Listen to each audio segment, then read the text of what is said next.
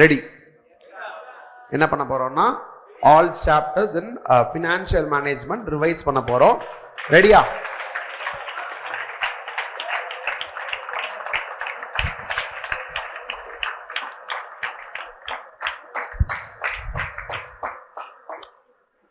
First we'll start with என்ன chapter? Cost of capital. Cost of capital la what is the crux behind cost of capital? நமக்கு வந்து we need fund for doing business and the fund we will raise from various sources. Correcta?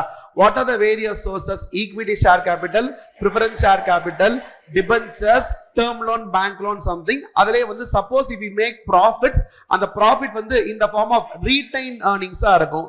These are the various sources of funds for doing business. Correcta? இவங்க எல்லாருமே மக்கள் காசு கொடுக்கறாங்கன்னா they will obviously expect something in return, but the percentage of expectation will be differing because எல்லாருக்கும் இருக்கிற risk வந்து same கிடையாது. கரெக்டா? யாருக்கு ஹையஸ்ட் ரிஸ்க்? ஈக்விட்டிக்கு highest risk. therefore he will be expecting highest return. அவனுக்கு ரிட்டர்ன்னா எனக்கு அது காஸ்ட், சோ அவனோட காஸ்ட் எனக்கு ஜாஸ்தியா இருக்கும். யாருக்கு இருக்கிற லீஸ்ட் ரிஸ்க்னா டெட். யாரெல்லாம் காசு வந்து எனக்கு கடனா கொடுக்குறாங்களோ அவங்களுக்கு வந்து ரிஸ்க் கம்மி.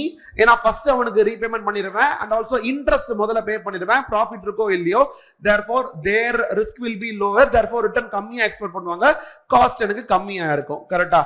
சோ இந்த ஆங்கிள் வந்து each and every source of ஃபைனான்ஸுக்கும் we will be computing cost. எதுக்காக? டோட்டலா எனக்கு இந்த கம்பெனிக்குன்னு சொல்லி ஒரே ஒரு சிங்கிள் காஸ்ட் ஆஃப் கேபிட்டல் எனக்கு வேணும். That is called as weighted average cost of capital. So each சோர்ஸ்க்கு என்ன காஸ்ட் கண்டுபிடிச்சேன்னா finally I will apply weights, either book value weights or market value weights, and find out a one single person called as VAT that will be used for analyzing investments. Next நம்மளுக்கு investment decision சாப்டர்ல படிக்கும்போது we will be analyzing between investments, எது better, இல்ல இந்த investment accept பண்ணலாமா வேணாமான்னு பண்ணும்போது we will use this cost of capital. ரைட்டா? ஸ்டார்ட் பண்ணலாமா? ஃபர்ஸ்ட் அதுல வந்து preference share capital இருந்து ஸ்டார்ட் பண்ணுவோம். preference share capital வந்து there are two types of preference shares. கரெக்ட்டா? என்னென்ன? redeemable, irredeemable. First we'll start with irredeemable. ஓகேவா? irredeemable இருந்துச்சுன்னு வெச்சுக்கோங்களேன், ரீபேமெண்ட் ஒன்று கிடையவே கிடையாது, ரிடம்ஷன் ஒரு பிரச்சனையே கிடையாது. ரிடம்ஷன் இல்லை அப்படின்னு சொன்னா ரிடம்ஷன் வேல்யூ பீரியடு அதை பத்திலாம் கவலைப்பட தேவையே இல்லை. Year after year we will be paying them what? preference dividend. கரெக்டா? அந்த preference dividend வந்து அவனுக்கு போதுமான அளவுக்கு இருக்கலாம், அவனோட எக்ஸ்பெக்டேஷனை மேட்ச் பண்ற மாதிரி இருக்கலாம், இல்ல எக்ஸ்பெக்டேஷனை விட கம்மியா இருக்கலாம், இல்ல எக்ஸ்பெக்டேஷனை ஜாஸ்தியா இருக்கலாம். அவன் என்ன பண்ணுவான்னா என்னோடைய ஷேரோட பிரைஸை he will indirectly fix based on his expectation.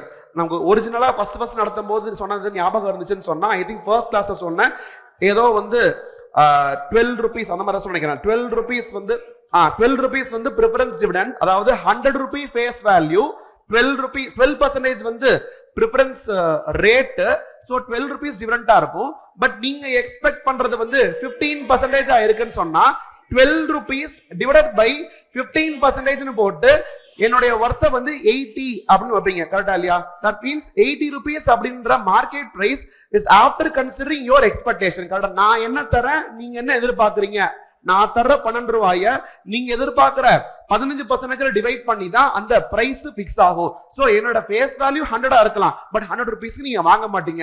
எவ்வளவுக்கு தான் வாங்குவீங்கன்னா 80க்கு தான் வாங்குவீங்க. That is called as market price, issue price, ஏதோ ஒண்ணு. கரெக்டா? சார் அப்ப வந்து நான் உங்களுக்கு 12 rupees தரணும், ஆனா நீங்க எனக்கு தரது வந்து 80 தான் அப்படின்ற போது நமக்கு ஸ்டார்டிங்ல என்ன பேசணும் அப்படின்னா வந்து 12 rupees நான் உங்களுக்கு தரணும் based on 80 rupees. so 12 by 80 into 100 மாதிரி பேசியிருப்போம். அப்புறம் பார்த்தா நான் 80 rupees இஷ்யூ பண்ணனா அந்த 80 rupees ஃபுல்லா எனக்கு வந்து சேராது, எனக்கு ஃப்ளோட்டேஷன் காஸ்ட்னு ஒரு எக்ஸ்பென்ஸ் இருக்கும். அது போச்சுன்னா பாக்கி இருக்கதா என் கையில வந்து நிக்கும்ன்றது. ஃபார் எக்ஸாம்பிள் இந்த 80 rupeesல ஒரு 5% வந்து எனக்கு ஃப்ளோட்டேஷன் காஸ்ட் அப்படின்னு சொன்னா 4 rupees போயிருமா அதுல? அப்ப எனக்கு எவ்வளவு கையில வரும்னா 76 rupees தான் வரும். that means I have to pay you 12 rupees just with 76. அப்ப 12 by 76 into 100 ன்றத நம்ம ஃபைனலா ஃபார்முலா ஃபிக்ஸ் பண்ணோம். இது அப்படியே ஃபார்முலாவை கன்வர்ட் பண்ணோம்னா 12 rupees is preference dividend, 76 is net proceeds. கரெக்ட்டா? P0 கிடையாது, P0 வந்து 80. P0 ல இருந்து ஃப்ளோட்டேஷன் காஸ்ட மைனஸ் பண்ணா வரதா வந்து NP. So PD by NP அப்படிங்கறத ஃபார்முலா into 100ன்றத போட்டுக்கலாம். இப்படி போட்டா என்ன கிடைக்கும்? KP கிடைக்கும். KP ஆஃப் என்ன preference share? irredeemable preference share. Clear? ஞாபகம் இருக்கா? எல்லாமே ரிலேட் பண்ண முடியுதா? இது வந்து காஸ்ட் ஆஃப் கேபிட்டலோட பேஸ். இதுக்கு அப்புறம் இருக்கிறதுல வந்து நீங்க கடகடன்னு போலாம். ஓகேவா? redeemable preference share ஆனதுனா இது மட்டும் கிடையாது, we have to consider another cost also. என்ன காஸ்ட் அப்படினா வந்து redemption value ஒன்னு இருக்குல, அந்த redemption value இந்த net proceeds மேட்ச் ஆகணும்ன்ற அவசியம் கிடையாது. there might be a difference. maybe நான் net proceeds விட அதிகமா redeem பண்ண வாய்ப்பு இருக்கு. எனக்கு கையில வருது 76 rupees தான், பட் நான் redeem பண்ணும்போது 100 rupees பே பண்ற மாதிரி இருக்கலாம். so 76 rupees உங்ககிட்ட வாங்கிட்டு திருப்பி கொடுக்கும்போது 100 கொடுத்தேன்னா 24 rupees எக்ஸ்ட்ரா கொடுக்குறேன். கரெக்டா இல்லையா? அந்த 24 rupees எக்ஸ்ட்ரா காஸ்ட் வந்து it is not for one particular year, maybe for 4 or 5 years. சும்மா ஒரு பேஜுக்கு 4 years வச்சலாம், ஈஸியா டிவைட் ஆகும். 24 divided by 4 னு போட்டா ஒரு 6 rupees எக்ஸ்ட்ரா வருதுல, அந்த காஸ்டையும் நான் கன்சிடர் பண்ணணும். இப்போ நான் பண்ணதை அப்படியே நீங்க ஃபார்முலா மாத்துனீங்கன்னு சொன்னா KP நான் பக்கத்துல எழுதுறேன். அப்படியே இந்த KP வந்து எதுனா PD பிளஸ் இன்னொரு விஷயம் என்னன்னா வந்து ரிடம்ஷன் வேல்யூ 100 ரூபாய் minus net proceed 76 divided by 4 இயர்ஸ்ன்றது என்ன, இதுவும் எனக்கு காஸ்ட். இந்த ரெண்டு காஸ்டையும் நான் கவர் பண்ணணும். Technically it should be only NP மட்டும் தான். ஆனா வந்து NPன்றது மட்டும் பண்ணாம ஆவரேஜ் எடுப்பாங்க. யாருக்கும்னா NPக்கும் RVக்கு எடுப்பாங்க. கரெக்டா? ஆனா நான் சொன்னேன் இங்க மேல RV மைனஸ் NP இருக்கிறதுனால நீங்க மாத்தி எழுதிட கூடாதுன்றதுக்காக நான் கீழையும் RV plus NP divided by 2 அப்படி சொன்னேன். கரெக்ட்டா? இப்படி போட்டு into 100 போட்டோம்னா we will be getting the KP of என்னது redeemable preference share. ஞாபகம் இருக்கா? ரெண்டுமே ஞாபகம் இருக்கா? இது ரெண்டும் ஞாபகம் இருந்தா டக்குன்னு அப்படியே போயிடலாம். நெக்ஸ்ட் வந்து டிபென்ச்சர் டெட் KD. KDலயும் irredeemable redeemable ரெண்டும் இருக்கும். கரெக்ட்டா? KDல வந்து என்னன்னா ஃபர்ஸ்ட் இங்க டிவிடெண்ட் அங்க இன்ட்ரெஸ்ட். டிவிடெண்ட்ன்றது ஆஃப்டர் பேமெண்ட் ஆஃப் டாக்ஸ், ஆனா இன்ட்ரெஸ்ட்ன்றது பிஃபோர் பேமெண்ட் ஆஃப் டாக்ஸ். அதனால இன்ட்ரெஸ்ட் இருந்துச்சுன்னு சொன்னா you will be getting tax savings, tax benefit கிடைக்கும். கரெக்ட்டா இல்லையா? so you have to factor in that also. எப்படி பண்றதுன்னா instead of preference dividend first we can change it into interest. ஆனா இன்ட்ரெஸ்ட்ல you will be getting tax benefit. அப்ப 30% tax னா பாக்கி 70% மட்டும் தான் காஸ்ட். அதனால 1 minus t னு போடுறோம். preference dividend பதிலா I into 1 minus t இப்படி போட்டோம்னா KD. கரெக்ட்டா? இது யாரோடது? irredeemable ஆனதுனா. இதுவே redeemable இருந்தா சேம் ஸ்டோரி, PD க்கு பதிலா I into 1 minus t போடுறோம். பாக்கி இருக்கிறது எல்லாமே வந்து சேம், RV minus NP அதெல்லாம் சேம். ரைட்டா? இது முடிஞ்சிச்சு. இந்த ரெண்டு கால்குலேஷனுமே அக்யூரேட் கால்குலேஷன்ஸா இல்ல அப்ராக்சிமேட் கால்குலேஷன்ஸா? Approximate calculations. அக்யூரேட் வேணும் அப்படின்னு சொன்னா you have to do IRR, internal rate of return. அது வந்து இன்டர்னல் ரேட் ஆஃப் ரிட்டர்ன்றது அது ஒரு general topic. Cost of capital டேர்ம்ல சொல்ல போனா y அப்படி சொல்லணும். ஞாபகம் இருக்கா? yield to maturity. ஓகே, நான் வந்து ஐ திங்க் நான் இதுக்கு அப்புறம் வந்து நிறைய fill in the blanks நினைக்கிறேன். நானே பேசிட்டே இருக்கேன். நடுவில் நான் fill in the blanks வர்றேன். IRR அப்படிங்கிறது internal rate of return. But இங்க IRR னு சொல்லக்கூடாது. என்ன சொல்லணும்? yield to maturity சொல்லணும். டெட்டுக்கும் yield to maturity உண்டு, பிரெஃபரன்ஸ்க்கும் yield to maturity உண்டு. கரெக்ட்டா? இது ரெண்டும் முடிஞ்சுதா? அடுத்தது போலாமா? IRR கான்செப்ட் நம்ம இன்வெஸ்ட்மென்ட் டிசிஷன்லயே சொல்லிரலாம். ஓகேவா? இங்க விட்டுறலாம். நெக்ஸ்ட் வந்து நமக்கு ஈக்விட்டி பார்க்கலாம். ஈக்விட்டில இந்த மாதிரி ஸ்ட்ரைட் ஃபார்வர்ட் ஒரே ஒரு ஃபார்முலா அந்த மாதிரி இருக்கா இல்ல மல்டிபிள் மெத்தட்ஸ் இருக்கா? மல்டிபிள் மெத்தட்ஸ் இருக்கு. நம்ம சிலபஸ்ல எத்தனை மெத்தட்ஸ் இருக்கு? 5 மெத்தட்ஸ் இருக்கு. ஃபர்ஸ்ட் மெத்தட் பேரு டிவிடெண்ட் பிரைஸ். கரெக்ட்டா? டிவிடெண்ட் பிரைஸ் அப்ரோச் லிட்டரலி பேர்லயே இருக்கு. Dividend divided by price. இந்த இடத்துல வந்து இந்த பிரைஸ் எல்லாமே வந்து P0 தான். ஓகேவா? டிவிடெண்ட் மட்டும் அது D0 D1 பார்த்துட்டே இருக்கணும். பட் டிவிடெண்ட் பிரைஸ் மாடல்ல இட் இஸ் a கான்ஸ்டன்ட் டிவிடெண்ட்றதுனால நீங்க D0 D1 போடவே தேவையில்லை. D ஒண்ணுதான். இல்ல சார் கரெக்டா எனக்கு வேணும்னு கேட்டா அக்யூரேட்டா பேசினா D1. அடுத்த வருஷம் டிவிடெண்ட பேஸ் பண்ணி தான் இந்த வருஷம் பிரைஸ் இருக்கும். பட் D1 வந்து will it be different from D0? No. so same dividend தான் இருக்க போகுது.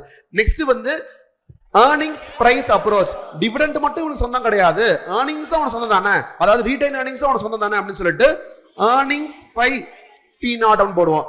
அகைன் சொல்லிடுறேன், இது வந்து பேரு வந்து dividend price approach, earnings price approach price போட்டுட்டு இருக்கேன். பட் ஆக்சுவலா பிரைஸ் கிடையாது. அது என்னதான்?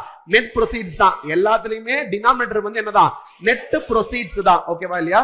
ஹலோ, நெட் ப்ரொசீட்ஸ் தான். பேரு டிவிடெண்ட் பிரைஸ் தான் எழுதுறேன். இந்த P0 எழுதுனால என்ன நினைச்சுட்டு நீங்க? NP. சோ எல்லா இடத்துலயும் NP ஃப்ளோட்டேஷன் காஸ்ட் தான் இருக்காது. இல்லைன்னா P0 தான். ஃப்ளோட்டேஷன் காஸ்ட் இருந்ததுன்னா P0 மைனஸ் ஃப்ளோட்டேஷன் காஸ்ட் தான் பண்ணணும். அண்ட் இன்னொரு விஷயம், மார்க்கெட் பிரைஸ் ஒன்னு இருக்கலாம், இஷ்யூ பிரைஸ் வேறையா இருக்கலாம். இஷ்யூ பிரைஸ்ல இருந்து ஃப்ளோட்டேஷன் காஸ்ட் போகும். கரெக்டா இல்லையா? 3 numbers are possible. சோ எப்பவுமே P0 எழுதும்போது NP ன்னு மனசுல வச்சுக்கோங்க. ஓகேவா? What is the third approach? Gordon's growthன்றது இதே தான் கரெக்டா. இப்ப வித் 1 வரணும். இப்ப d1 divided by p0 plus g. what is this g na growth rate வந்து b into r. what is b na retention ratio எப்படி கண்டுபிடிக்கிறது? retained earnings divided by EPS என்று போட்டோமா. r ன்றது வந்து IRR of the இது will be given கரெக்ட்டா. b into r போட்டா you will be getting g. இந்த g ய அப்படியே பெர்சன்டேஜாவும் அங்க ஆட் பண்ணனும். அதே சமயம் இந்த d1 இருக்குல, what is d1 னா d0 into 1 plus g. clear? what is the fourth approach? CAPM வந்து 5th தான். realized yield. realized is nothing but IRR தான்.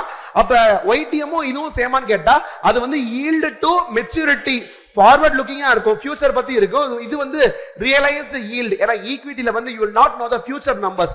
அதனால ஒரு முடிஞ்சு போன டிரான்சாக்ஷன் வாங்கி வித்ததை எடுத்துக்கிட்டு அந்த டியூரிங் த அதாவது 2020ல இருந்து 2025 வரைக்கும் அதை வாங்கி யூஸ் பண்ணியிருந்தான்னு சொல்லி வச்சிருந்தான்னு சொன்னா அவனுக்கு டிவிடெண்ட்லாம் கிடைச்சிருக்கும்ல, டிவிடெண்ட் கிடைச்சிருக்கும், ஒரு பிரைஸுக்கு வித்திருப்பான். முடிஞ்சு போன ஒரு டிரான்சாக்ஷன் எடுத்து அதுல இருக்கிற IRR கண்டுபிடிச்சிட்டு we will call it as realized yield. அதுதான் காஸ்ட்னு சொல்லிடுவோம். ரைட்டா? ஞாபகம் வருது எல்லாமே? Last approach CAPM, full form capital asset pricing model. அதுல it is dependent upon RF, risk free rate of return. கரெக்ட்டா?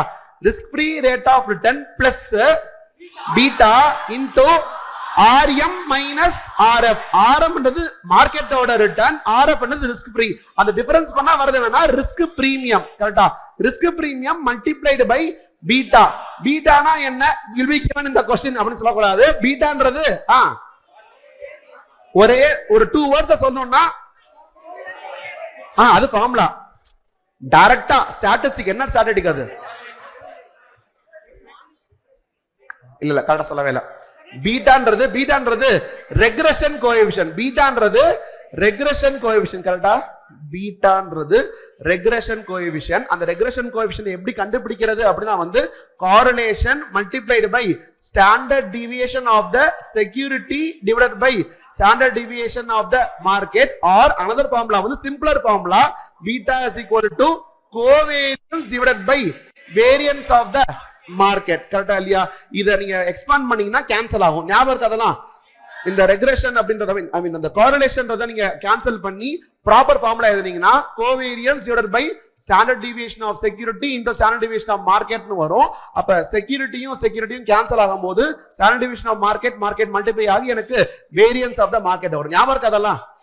Okay, this is beta. Beta represents what? இல்ல அது வந்து கால்குலேஷன். பீட்டான்றது என்னது?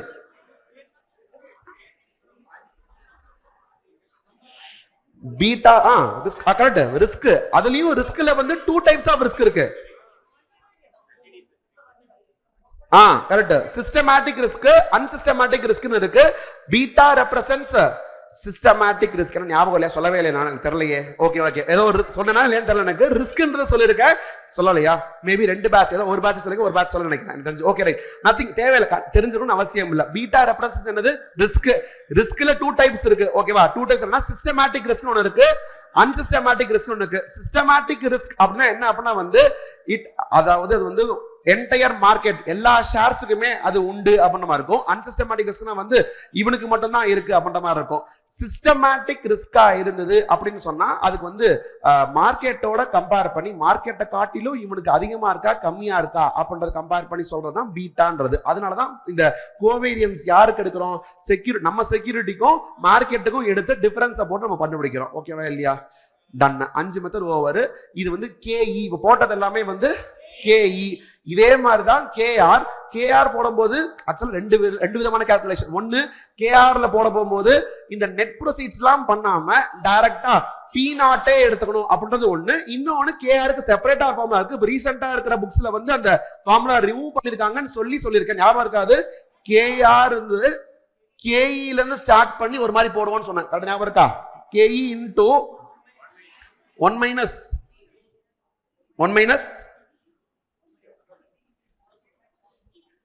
minus T into 1 minus F.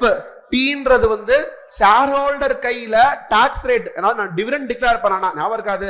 நான் வந்து நான் dividend declare பண்ணேன்னு சொன்னா அந்த dividend will get taxed in the hands of the shareholder. கரெக்டா? ஹலோ லிசன், நம்ம எதை பத்தி பேசிட்டு இருக்கோம்? ரீடைன் earnings பத்தி பேசுறோம். ரீடைன் earningsனா டிவிடெண்ட் கொடுத்தனா கொடுக்கலையா? கொடுக்கவே இல்லை. நான் எப்படி கதை பேசுறேன்னா, டிவிடெண்டா கொடுத்திருந்தேன்னா உங்க கையில டிவிடெண்ட் இன்கம் வந்திருக்கும். அந்த டிவிடெண்ட் இன்கம்ல you would have paid tax. கரெக்டா? அந்த டாக்ஸ் கட்டினதுக்கு அப்புறம் நீங்க வந்து அந்த காசை வச்சு நீங்க ஷேர் வாங்குறீங்கன்னு சொன்னா அந்த ஃபுல் காசு எனக்கு வருமான்னு கேட்டா இல்ல, ஃப்ளோட்டேஷன் காசு வேற போயிட்டு பாக்கி காசு தான் எனக்கு வரும். இந்த சர்க்கிள நான் வந்து உங்களுக்கு டிவிடெண்டே கொடுக்காம விட்டேன்னா அந்த காசு என்கிட்டே இருக்குமா? அப்ப நான் என்கிட்டே வச்சிருந்தா நீங்க டாக்ஸ் கட்ட வேண்டிய அவசியம் இல்ல. அதே மாதிரி உங்க கையில இருந்து திருப்பி வந்தாதான் ஃப்ளோட்டேஷன் காசு நான் கட்டணும். ஃப்ளோட்டேஷன் காசு கட்ட தேவையில்லை. சோ இந்த ரெண்டும் அவாய்ட் ஆகிறதுனால வாட் எவர் இஸ் த கேஇ, இது ஹையா இருக்குன்னு வச்சுக்கோங்களேன். இவ்வளவு ஹையா கேஆர் இருக்காது, அதை விட கொஞ்சம் கம்மி தான். Because we have more money with us. Less money வச்சு எடுக்க வேண்டிய காசு I am doing it with more money because நீங்க டாக்ஸ் கட்டல, நான் வந்து ஃப்ளோட்டேஷன் காஸ்ட் இன்கர் பண்ணல. இந்த ரெண்டும் அவாய்ட் பண்றதுனால இந்த காஸ்ட்டை விட இந்த காஸ்ட் கம்மியா இருக்கும். ஓவராலா ஞாபகம் வச்சுட்டா போதும். அந்த டெரிவேஷன் மாதிரி போட்டு காமிச்சா அது இப்ப தேவையில்லை. KE will be high compared to KR. Reason என்ன அப்படின்னா, டாக்ஸ் உங்க கையில நடக்கும், அது இப்ப நடக்காது. ஃப்ளோட்டேஷன் காஸ்ட் வந்து நான் கட்ட மாட்டேன். அப்படின்றனால 1 மைனஸ், ஃபார் எக்ஸாம்பிள் 10% வைங்களேன், 1 மைனஸ் 0.1 தான் வந்து 0.9. இந்த நம்பரோட 0.9 மல்டிப்ளை பண்ணா கம்மி ஆயிரும். இது வந்து ஒரு 5% வைங்களேன், அப்ப 1 மைனஸ் 0.05 0.95. இதை விட இன்னும் கொஞ்சம் கம்மி ஆயிரும். ஸோ கேஇயை விட கேஆர் வந்து கம்மியா வரும். அது மட்டும் ஞாபகம் வச்சுட்டா ஓகே, ரைட்டா? இது எப்ப போறது? இந்த பர்சன்டேஜ் எல்லாம் கொடுத்து personal income tax rate, flotation cost எல்லாம் கொடுத்து போட்டாங்கன்னா, இந்த மாதிரி நார்மல் சம்மரே கொடுத்துருந்தாங்கன்னா கேஇ ஃபார்முலாவே யூஸ் பண்ணி என்பிக்கு பதிலா P0 போட்டு விட்டுறணும். பேச புரியுதா? ஹலோ,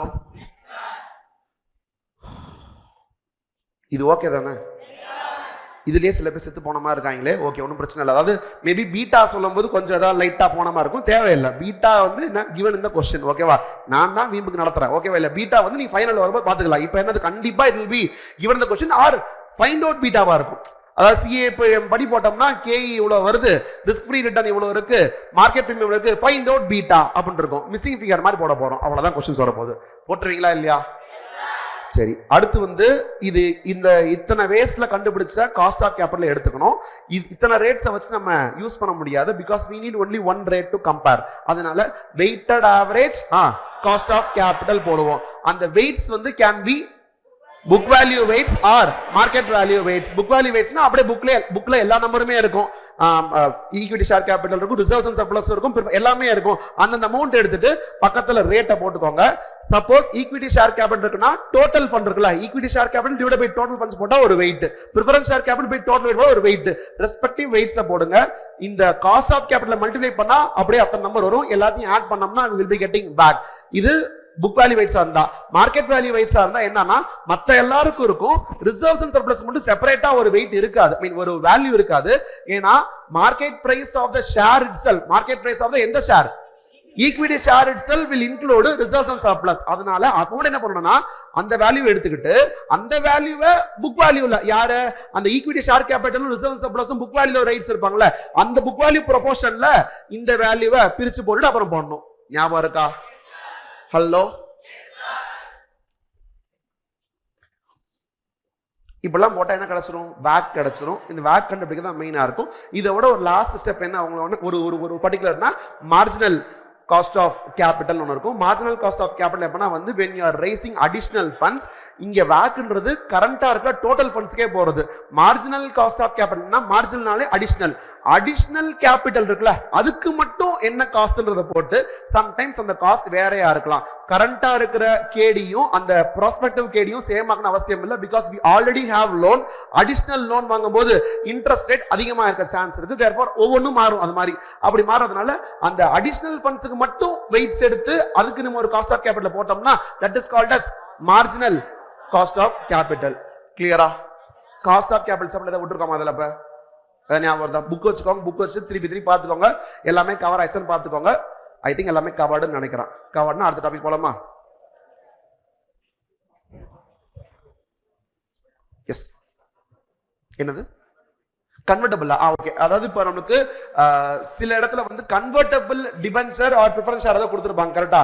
அப்ப அது வந்து ஃபியூச்சர் டேட்ல கவனிக்கிறீங்களா? ஃபியூச்சர் டேட்ல வந்து it can be converted into என்ன ஷேர், ஈக்விட்டி ஷேரா கன்வெர்ட் பண்ணிக்க முடியும். கரெக்டா? அப்ப ஒரு டிபென்ச்சர் வந்து ஒரு ஷேரா மாத்தணும்னு அவசியம் இல்ல. ஒரு debenture can be converted into more then one equity share. Suppose 3 equity ஷேர்ஸா மாத்தணும்னு வச்சுக்கோங்களேன். அப்ப எப்படி இருக்கும்னா, நீங்க கேடி கண்டுபிடிக்கும் போது ஆல்ரெடி ஒன்னு பாத்துருக்கோம் பாத்தீங்களா, கேடிக்கு வந்து I into 1 minus T plus RV minus NP by போட்டுருக்கோம் பாத்தீங்களா. இதுல RV is a fixed number. ஆனா கன்வெர்ட்டபிள் அப்படின்ற ஒரு கன்வெர்ட்டபிள் டிபென்ச்சரா இருந்துச்சு சொன்னா ஆர்வின்றது ஃபிக்ஸ் நம்பர் கிடையாது. we will have 2 numbers. அந்த 2 நம்பர்ஸ்ல ஃபேவரபிள் நம்பரை எடுத்துக்கணும், ஹையர் எடுத்துக்கணும். என்ன அப்படின்னா வந்து நான் தான் கம்பெனி, நான் வந்து இஷ்யூ பண்ண வச்சுக்கோங்களேன். நீங்க என்ன பண்ணுவீங்கன்னா, டிபென்ச்சரை வந்து ரிடீம் பண்ணா என்ன வேல்யூ வருது அப்படின்றத பாப்பீங்க.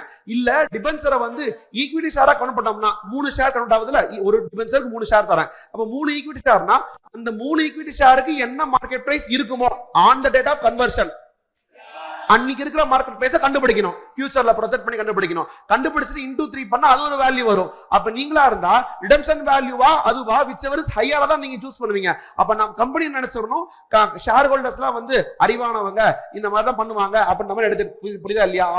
All shareholders are rational அப்படின்ற மாதிரி மீனிங்ல வந்துட்டு ஹையர் தான் எடுப்பாங்க அப்படின்னு சொல்லிட்டு விச்செவர் இஸ் ஹையர் அப்படின்றத வந்து ரிடக்ஷன் வேல்யூவா போட்டுட்டு இதே போட்டுரும். சேம் சம் தான், பட் அந்த ஆர்வின்றது ஃபிக்ஸ் நம்பர் இல்லாம விச்செவர் இஸ் ஹையர் அப்படின்ற மாதிரி எடுக்கணும். பேசுது புரியுதா இல்லையா?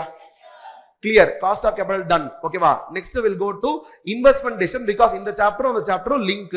இங்க கண்டுபிடிச்சிட்டு வந்த வேக் இருக்கு பாத்தீங்களா, கவனிக்கிறீங்களா? இந்த வேக்கை எடுத்துட்டு தான் we will analyze investments whether to invest in that particular project or not அப்படின்றது. அது கண்டுபிடிக்கிறதுக்கு broad-ஆ there are 3 methods. என்னென்ன methods? NPV net present value, அப்புறம் PI profitability index, அப்புறம் IRR internal rate of return. கவனிக்கிறீங்களா? net present value is equal to என்ன minus என்ன, present value of cash inflows minus present value of cash outflows. கரெக்ட்டா? இப்போ present value அப்படி சொல்றோம்ல, அப்ப future valueல இருந்து டிஸ்கவுண்ட் பண்ணி வந்தா present value வரும். கரெக்ட்டா? எந்த ரேட்டை யூஸ் பண்ணனும்? Back weighted average cost of capital கண்டுபிடிச்சு வரோம்ல, அந்த ரேட்டை யூஸ் பண்ணி டிஸ்கவுண்ட் பண்ணனும். கரெக்ட்டா?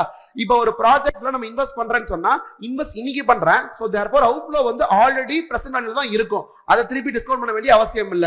பட் இவ்வளவு காசு போட்டேன்னா எனக்கு ஃபியூச்சர்ல நிறைய இன்ஃப்ளோஸ் வரும். கரெக்ட்டா? அந்த இன்ஃப்ளோஸ் அப்படியே டோட்டல் போட முடியாது, பிகாஸ் அது ஃபியூச்சர்ல வருது.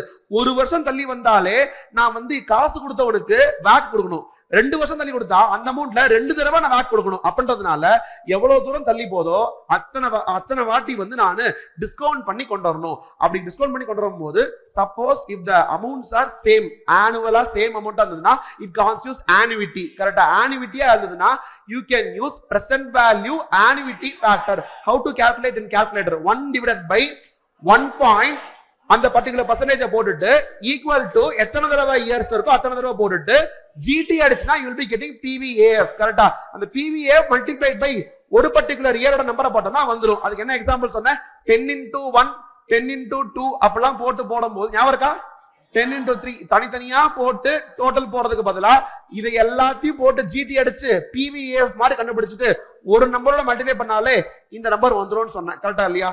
இப்படி போடலாம். இல்ல sir year after year amount வேற வேறையா இருக்குன்னா காலம் டேபிள் போடணும். இயர் 1 இயர் 2 இயர் 3 நம்பர்ஸ் போட்டுட்டு ஒவ்வொன்றுத்துக்கும் பிரசன்ட் வேல்யூ ஃபேக்டர் தனித்தனியா 1/1.10 ஃபர்ஸ்ட் இயருக்கு ஈக்குவல் டு இன்னொரு செகண்ட் இயருக்கு அப்படி தனித்தனியா பிரசன்ட் வேல்யூ ஃபேக்டர்ஸ் போடணும்.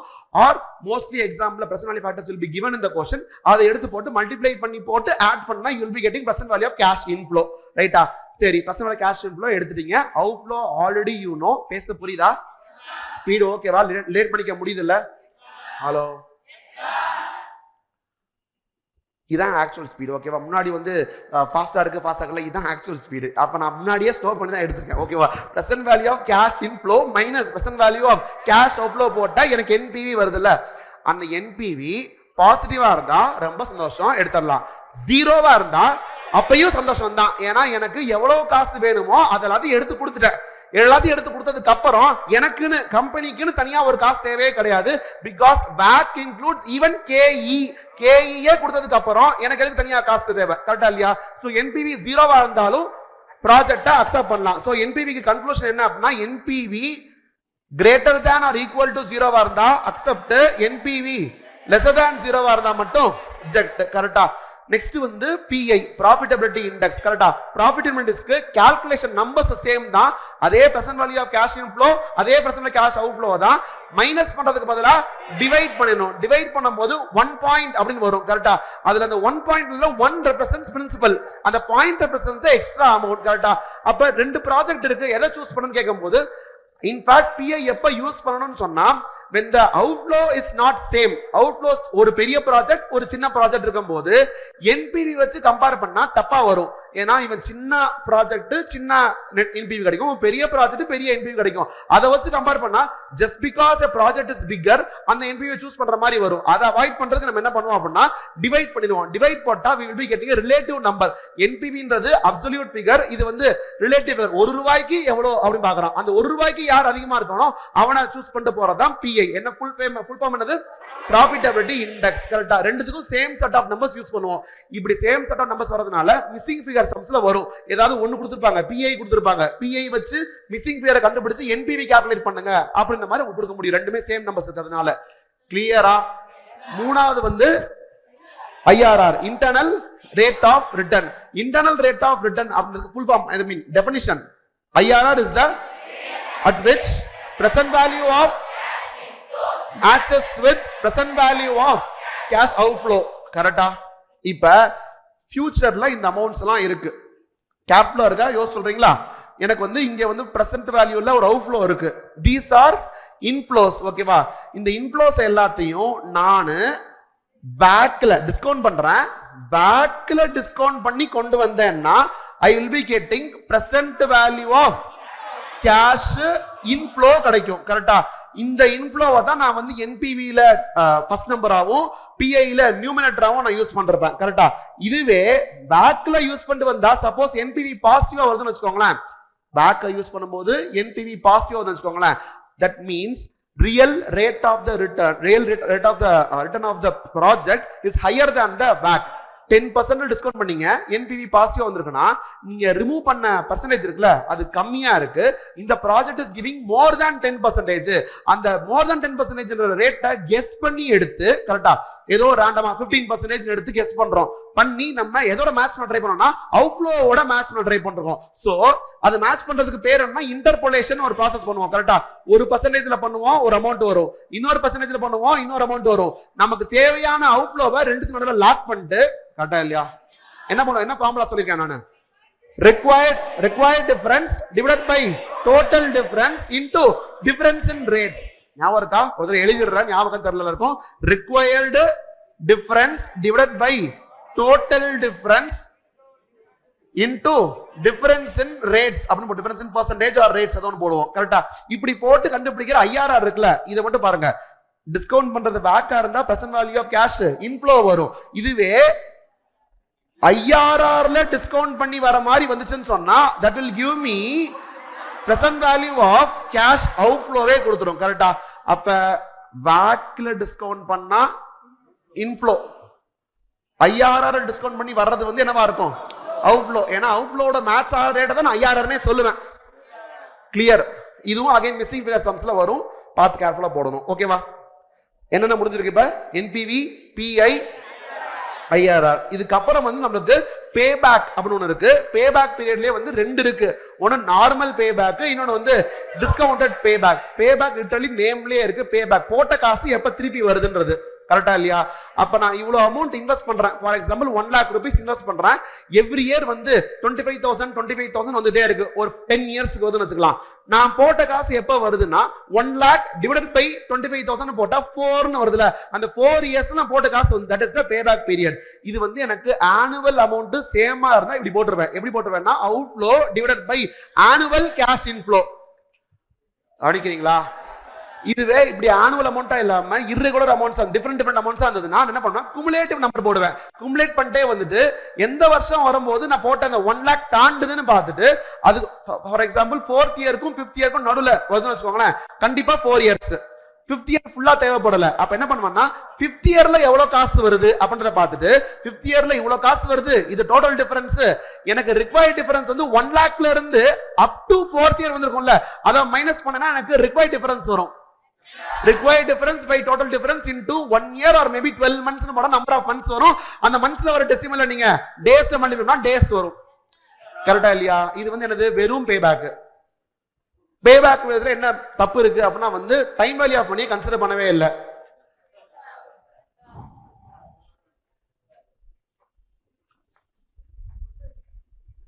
ஊத்துது. கொஞ்ச நேரத்துக்கு இங்க திருப்பிடுங்க. சரி, என்ன கன்சிடர் பண்ணல? டைம் வேல்யூ ஆஃப் மணியை கன்சிடர் பண்ணாம இருக்கும். சோ அப்ப என்ன பண்ணலாம்னா டிஸ்கவுண்ட் பண்ணிட வேண்டியதான். டிஸ்கவுண்ட் எதுல பண்ணணும்? பேக்ல டிஸ்கவுண்ட் பண்ணணும்.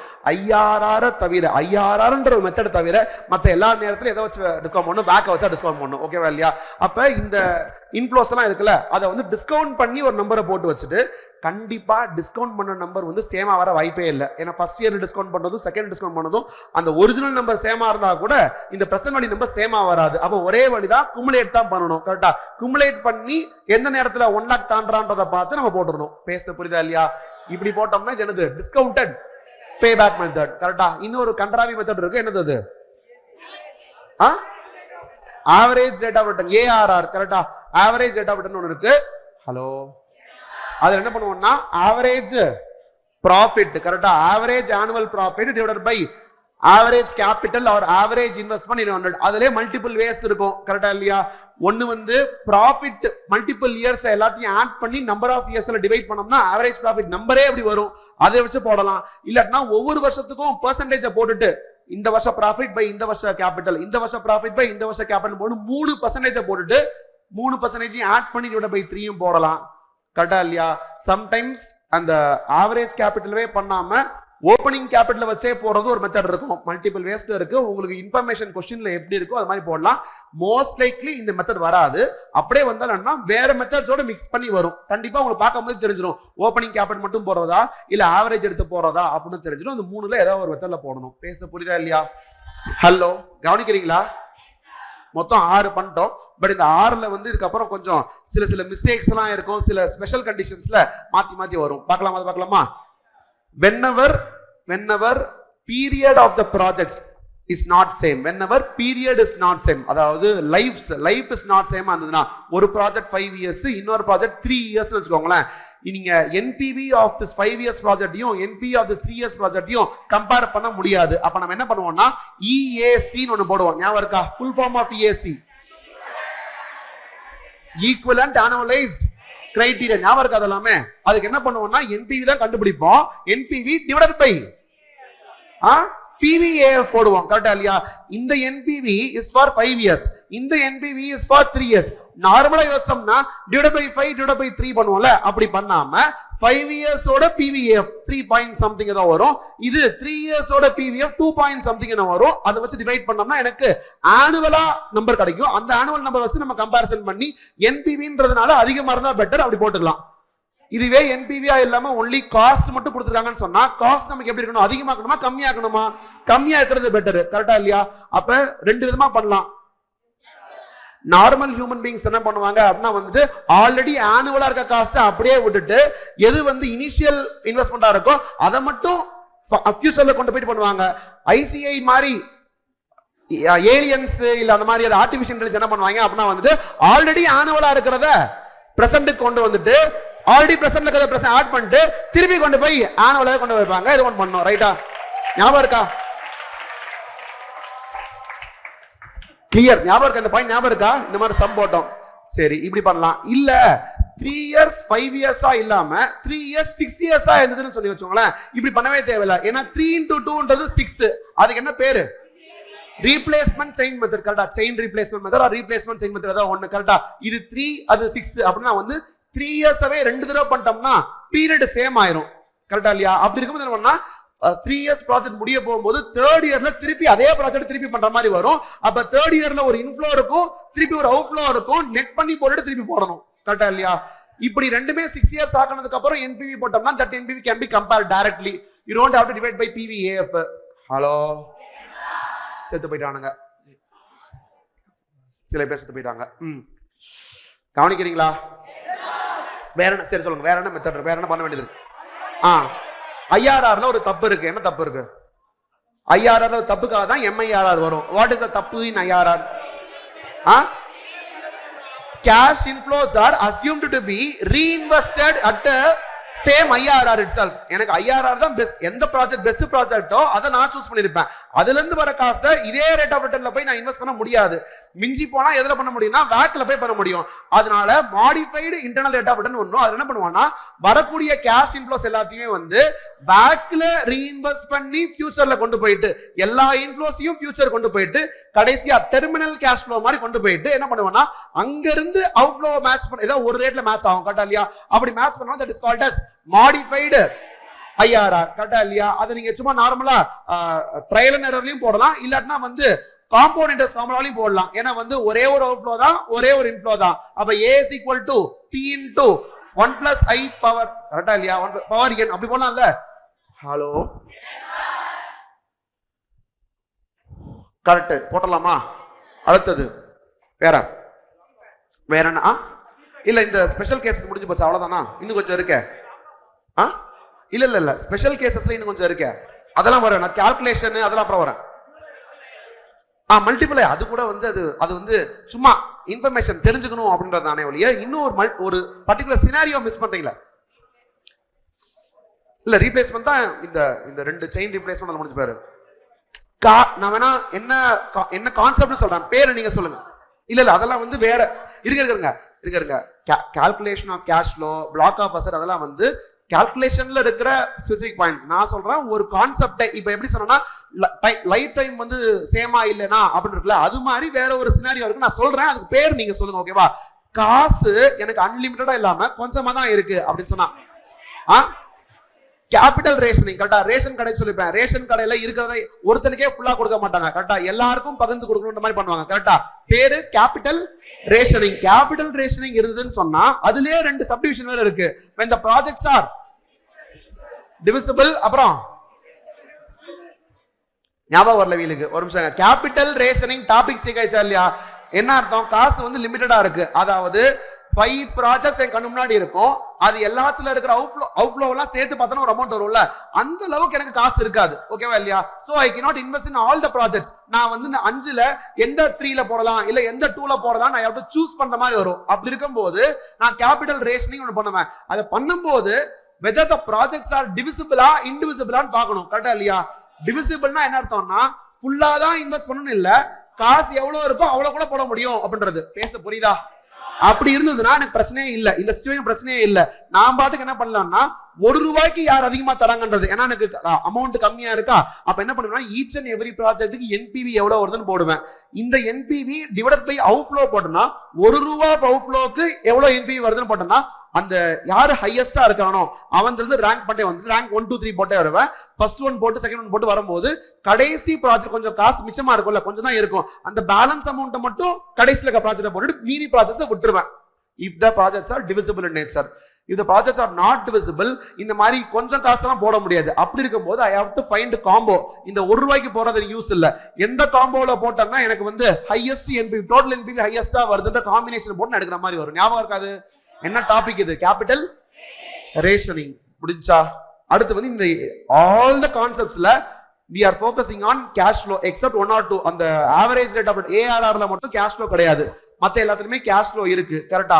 இந்த cash flowன்றது ஒரு 90% of the sumsல they will give in the question. அப்படி கொடுத்தா ஈஸியா போட்டுடலாம், ஆனா 5 மார்க்ஸ் சம்மா இருக்கும். சப்போஸ் 10 மார்க்ஸ் சம்மா இருந்ததுன்னு சொன்னா they will not give you cash flows directly, they will ask you to find out. அது பண்றதுக்கு cash flow எங்க இருந்து ஸ்டார்ட் பண்ணா ப்ராஃபிட்ல இருந்து ஆரம்பிக்கணும் கரெக்டா இல்லையா? கவனிக்கிறீங்களா? ப்ராஃபிட் ஆஃப்டர் டாக்ஸ்ல இருந்து cash flow ஆஃப்டர் டாக்ஸ் வரணும். அதுக்கு நடுவுல என்னென்னலாம் இருக்கு? ப்ராஃபிட் ஆஃப்டர் டாக்ஸ்ல ஃபர்ஸ்ட் நான் கேஷ் ரிமூவ் பண்ணணும் கரெக்டா? நான் கேஷ் யாரு? டிப்ரிசியேஷன். டிப்ரிசியேஷன் என்ன பண்ணணும்? ஆட் பேக் பண்ணணும். அப்புறம் இன்ட்ரெஸ்ட் மேல மைனஸ் ஆ இருந்ததுன்னா அதை ஆட் பண்ணணும். ஆல்ரெடி டாக்ஸ் பே பண்ண வந்திருக்கிறதுனால இன்ட்ரெஸ்ட் வந்து நெட் ஆஃப் டாக்ஸ் ஆட் பண்ணணும். 90% சம்ஸ்ல வந்து இன்ட்ரெஸ்ட் இன்ஃபர்மேஷன் கொடுத்துருக்கவே மாட்டாங்க. சோ இது ஞாபகம் வச்சுக்கோங்க, கான்செப்சுவல் அண்டர்ஸ்டாண்டிங்காக வச்சுக்கோங்க. இன்ட்ரெஸ்ட் ஆட் பேக் பண்ணணும். சப்போஸ் ஃபுல் PNL கொடுத்திருந்தாங்கன்னு சொன்னா இன்ட்ரெஸ்ட் மைனஸ் ஆயிருக்கும். ஆனா உங்களுக்கு கொடுக்கறது என்ன பண்ணுவாங்கன்னா ஒரு பர்டிகுலர் ப்ராஜெக்டோட டேட்டா கொடுப்பாங்க, அதுல போயிட்டு இன்ட்ரெஸ்ட் வைக்கவே மாட்டாங்க. சோ இன்ட்ரெஸ்ட் மைனஸே ஆயிருக்காது, therefore ஆட் பேக் பண்ண வேண்டிய அவசியம் வராத மாதிரி இருக்கும் ரைட்டா? அடுத்து முக்கியமானது இன்னொன்னு working capital manage. Working capital difference வந்து கேஷ் ஃப்ளோ ஸ்டேட்மென்ட் படிக்கலன்னு சொன்னீங்க. ஓகே, கேஷ் ஃப்ளோ ஸ்டேட்மென்ட்ல வந்து கரண்ட் அசெட் கரண்ட் லைபிலிட்டில பண்ற எஃபெக்ட்டா கொடுக்கணும். இதுல கரண்ட் அசெட் கவனிக்கிறீங்களா, கரண்ட் அசெட் இன்க்ரீஸ் ஆகுதுன்னு சொன்னா கேஷ் ஃப்ளோல வந்து நம்ம மைனஸ் பண்ற மாதிரி வரும். ஆஸ் பர் AS3யும் சரி இங்கேயும் சரி சேம் இம்பாக்ட் தான். கரண்ட் அசெட் ஏறுச்சுன்னா மைனஸ் பண்ணணும். நீங்க பேலன்ஸ் ஷீட்டை விஷுவல் பண்ணிக்கோங்க. கரண்ட் அசெட் ஏறுச்சுன்னு சொன்னா கேஷ் குறைஞ்சாதான் பேலன்ஸ் ஷீட் டாலி ஆகும். கரண்ட் அசெட் கம்மியாச்சுன்னு சொன்னா கேஷ் ஏறினா தான் பேலன்ஸ் ஷீட் டாலி ஆகும். சும்மா டெட்டார்ட் இருந்து காசு வர மாதிரி வச்சுக்கோங்க.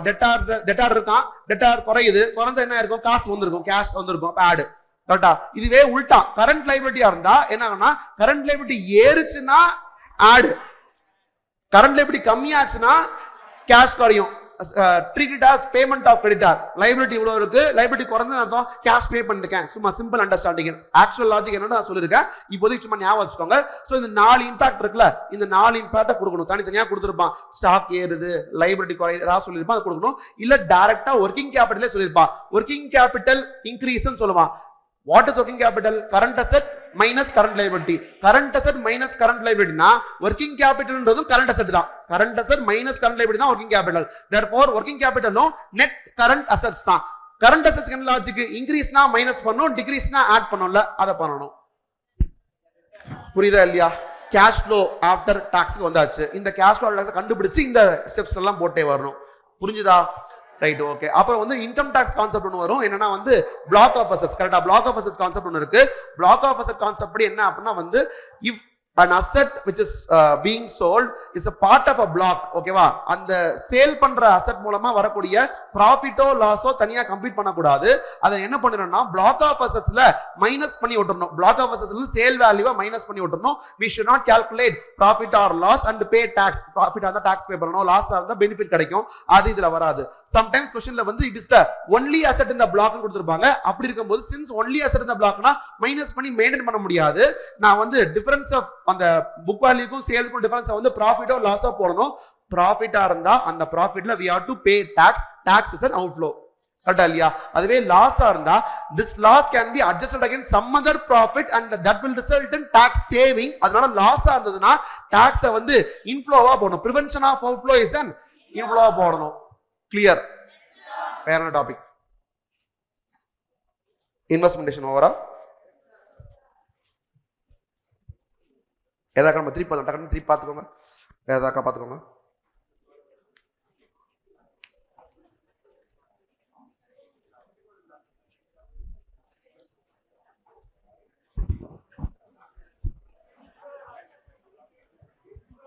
என்னது? Multiple IRR. கரெக்டா? ஐஆர்ஆர் ஒன்னு பேசுறோம் பாத்தீங்களா? ஐஆர்ஆர் டெஃபினிஷனே வந்து the rate at which என்னது present value of cash inflow matches with outflow னு சொல்றோம். but still there is a possibility of having more than one IRR for a particular project. எப்ப வரும் அப்படின்னா வந்து when the cash flow sign changes. ஓகேவா? நமக்கு ஒரு தடவை அவுட்ஃப்ளோ இருந்துட்டு அதுக்கப்புறம் இன்ஃப்ளோவா இருந்துட்டு இருந்துச்சுன்னா எத்தனை தடவை சைன் சேஞ்ச் ஆயிருக்கு? ஒரே வாட்டி தான். ஒரு அவுட்ஃப்ளோ அப்புறம் எல்லாமே இன்ஃப்ளோ, மைனஸ் எல்லாமே பிளஸ். இப்படி இருந்ததுன்னா ஒரே ஒரு ஐஆர்ஆர் தான் வரும். ஆனா மைனஸ் அவுட்ஃப்ளோ இருந்ததுக்கு அப்புறம் பிளஸ் இன்ஃப்ளோ வந்துட்டே இருக்கும்போது நடுவுல ஒரு மைனஸ் அவுட்ஃப்ளோ வந்துன்னு சொன்னா இப்ப 2 சைன் சேஞ்ச் இருக்கிறதுனால 2 ஐஆர்ஆர் வரும். சோ எத்தனை நம்பர் ஆஃப் சைன் சேஞ்சஸ் இருக்கோ அத்தனை நம்பர் ஆஃப் ஐஆர்ஆர்ஸ் வரும். இது क्वेश्चन உங்களுக்கு வராது, எம்சிக்யூ வரலாம். உங்களுக்கு புக் பேக்லயே ஒரு எம்சிக்யூ இருக்கும். அதே மாதிரி கேட்க சான்ஸ் இருக்கு. ரைட்டா இல்லையா? பாசிபிலிட்டி ஆஃப் மல்டிபிள் ஐஆர்ஆர் இருக்கு. எப்ப அப்படின்னு கேட்கலாம்.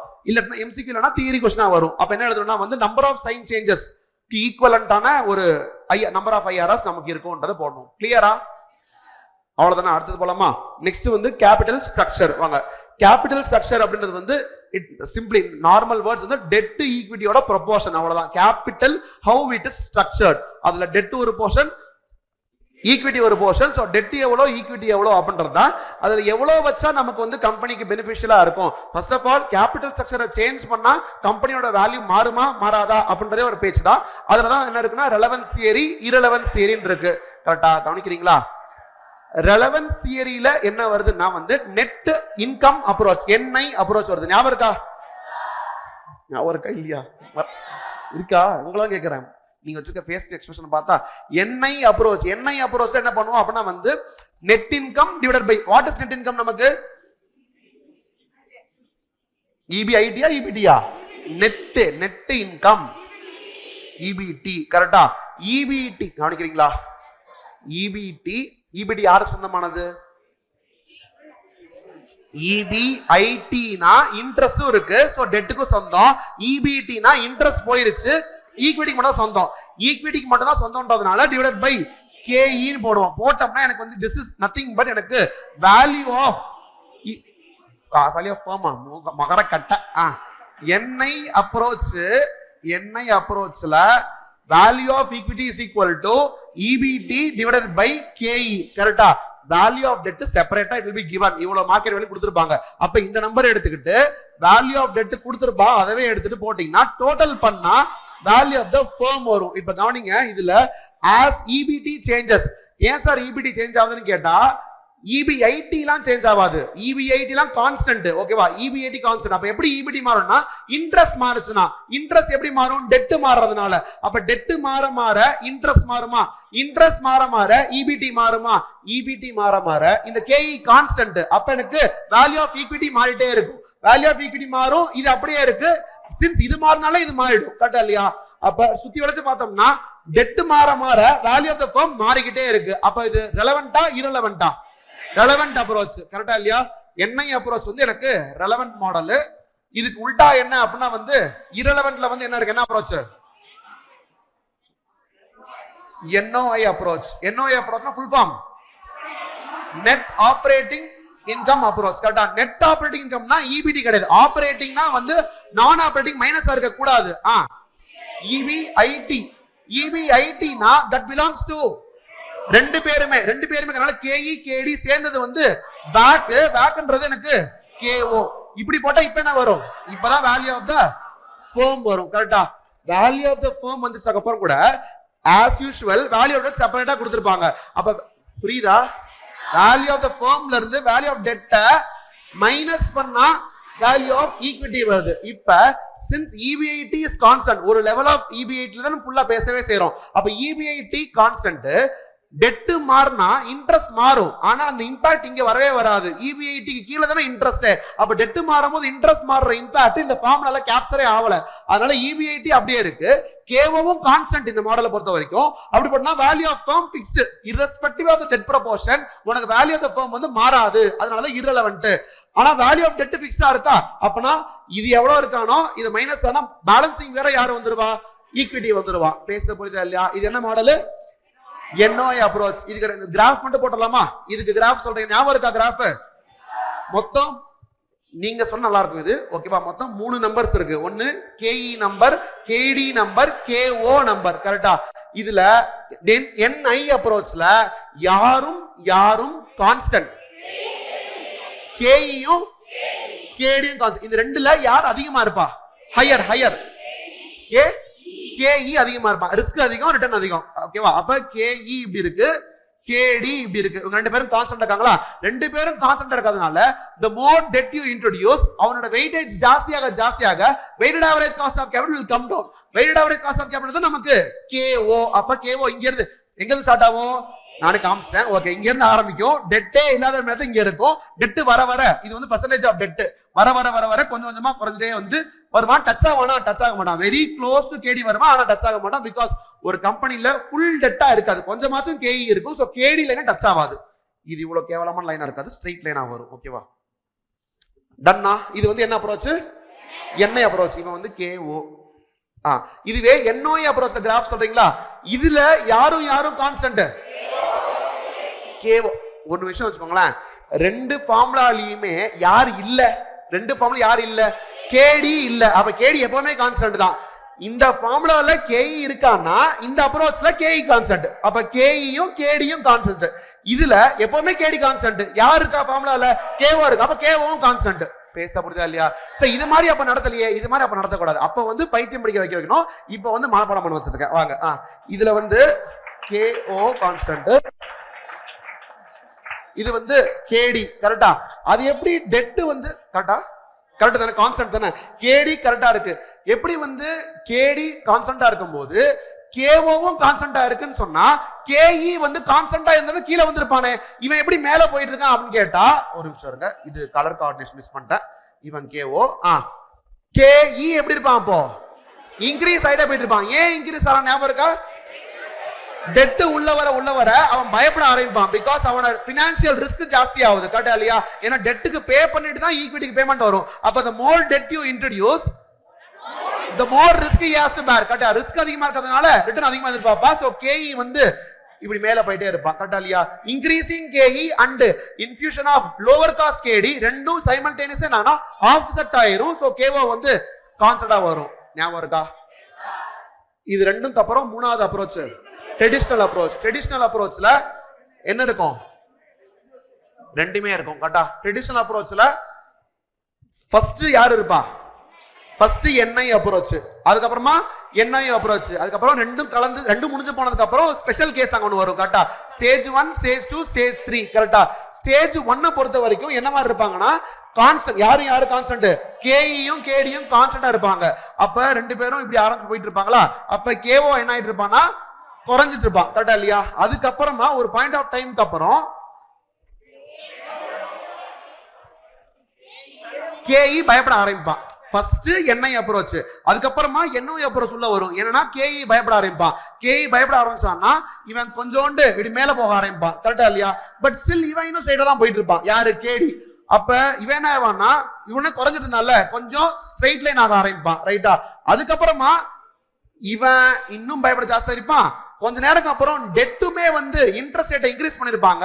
இவனுமே இன்க்ரீஸ் ஆக ஆரம்பிப்பான். ரெண்டு பேரும் இன்க்ரீஸ் ஆகும் போது இவனும் இன்க்ரீஸ் ஆயிருப்பான். கரெக்டா இல்லையா? இது KE KD.